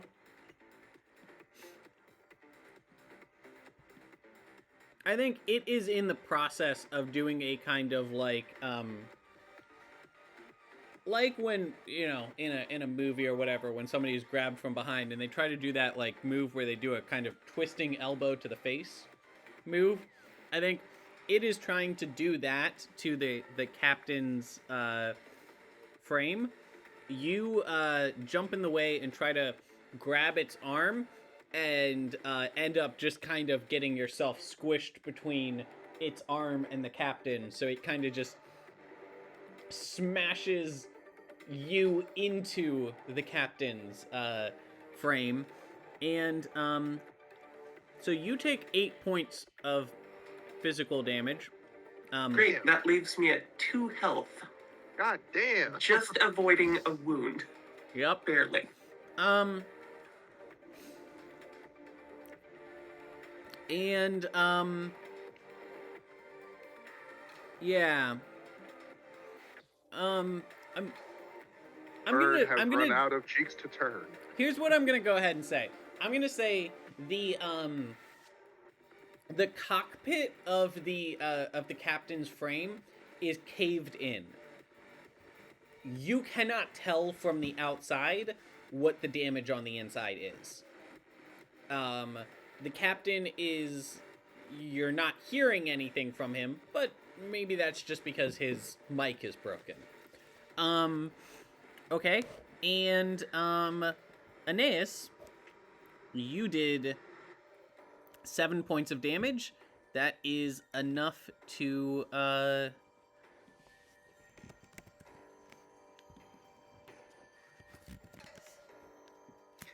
is enough to kill this guy. He is dead.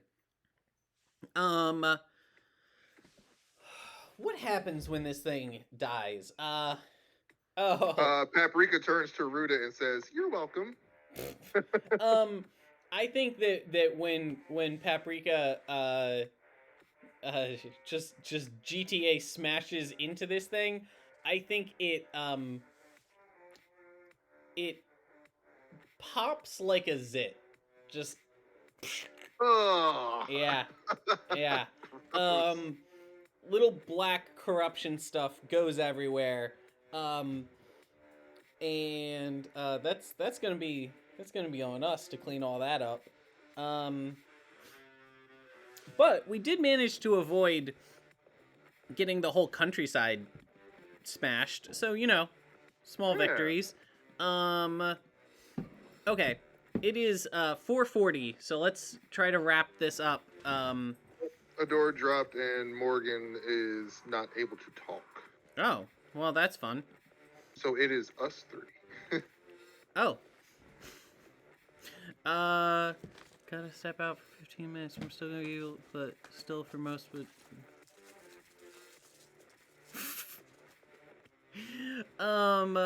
Okay. Well then how about we end this here, and next game we'll start next game by discussing kind of the actually The wrap up to the scene or the conclusion. let's go ahead and say this. We can kind of like if this was a TV show, like the episode ends here, and the next episode starts with us kind of back on our travels, and the audience just has to kind of assume how things wrapped up. Yeah. We have established that the wanted meter has gone up. We are officially wanted by the planetary government. Burn needs some HP. Yep. Burn is injured. I think maybe the last scene that we see is kind of paramedics arriving and shuttling away the pilots of the two state trooper frames that were destroyed, and we are left to wonder whether the pilots are alive or dead or what. We kept civilian casualties to a minimum, but some people were still hurt, some died, and the Pantherians do not have a good view of us. Yep. And then next time we will we'll pick this back up and kind of figure out where things go from here. I think our next game is going to sort of start with us arriving at the resort town, which is the town we were trying to get to. That's kind of the passing point that we have to go through to get to the other side of the continent. Cool. Yeah, we can discuss what happened with the ending of this by like what Serenian civilians are saying about us, because I'm assuming that they would be pretty cool with us. I like that. Yeah. Okay. Like, hey, you're the guys that busted through the border? Here's some beer. Something, I don't know. Yeah. Absolutely. Hey, Zai, is this a funky version of the Cantina song from Star Wars? Yes, it is. I think it's a good game-ending song. I love this song. This is a good song. All right. Okay, friends. We'll close this up here, and next time we'll be off to the next part of our journey. This was a really fun fight. This was a really good everything. Oh wait. We do have let's check whether we have to do any kind of post processing. Let's see. Archetypes. We gotta do archetype stuff. Oh shit. Can I do a sort of like, I mean, not post credit scene, but like after all the action has winded down, can I do a scene? I want to have us all sort of the next night, it's maybe like our last stop before we arrive at Resort Town the next day, and we are all sitting around. We're all sitting around our campsite and talking, and I want to have Eilish talk with. Ah, shit. She wouldn't talk with everyone. She would have to pick somebody to talk with. Oh, Paprika. yeah, it's Paprika. Yeah, I was just thinking, like, this is mildly uncomfortable because this is kind of not a great position for Eilish as the adult to be taking, but So yeah. I would say Paprika has more experience with death than Eilish does. Yep, absolutely. Um Okay, I'm gonna make a note. I want to start our next game with that conversation. That can kind of be our like pre-game question. Word. But I just want to get it on the record that canonically I am in universe having that discussion because that'll let me activate one of my archetype things. This is not a last minute thought. I actually wanted to do this mid fight and I almost forgot about it.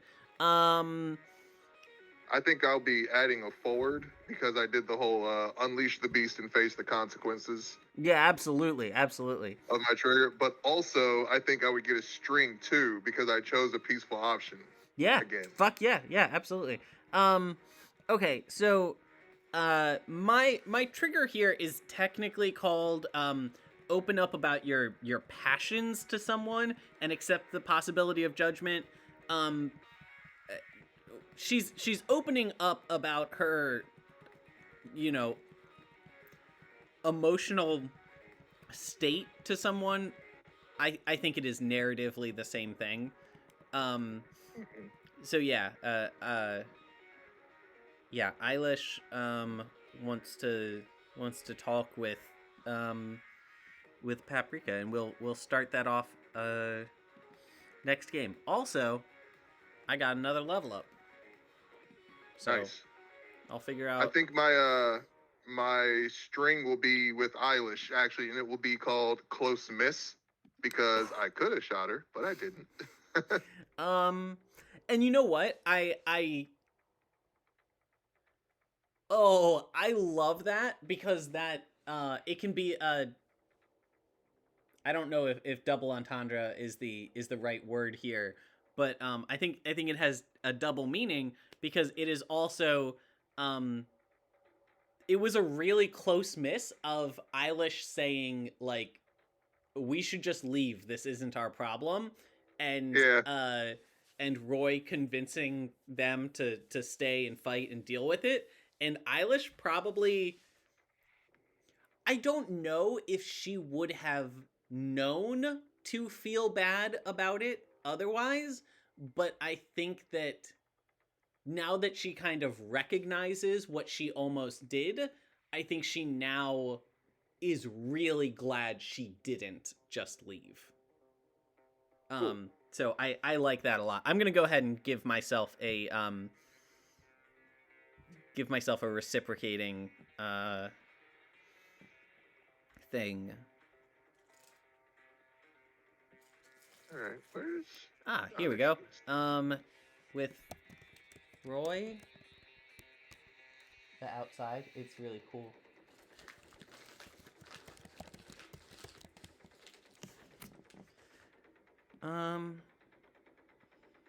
Okay.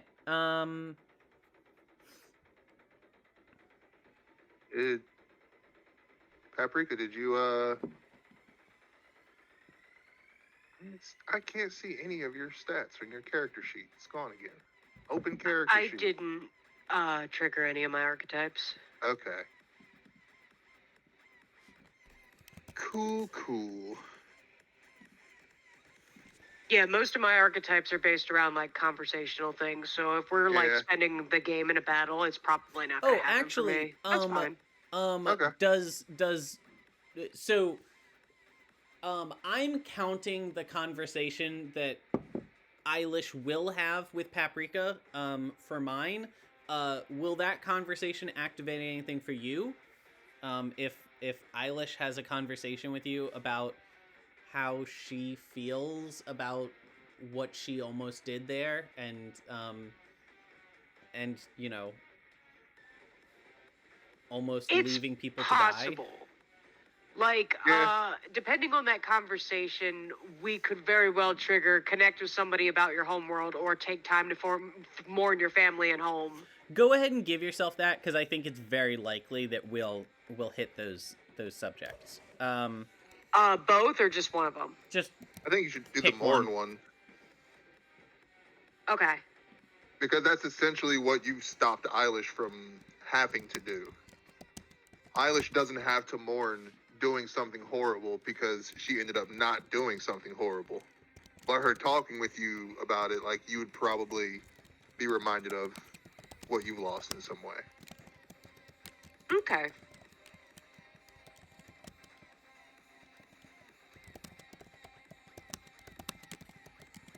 Cool. Cool. Okay. We'll wrap things up here, and I'm really excited to see where things go next time.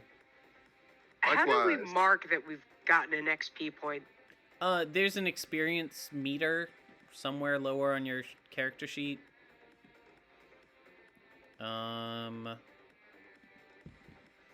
It is under resources, way up at the top of resources. Okay. Okay.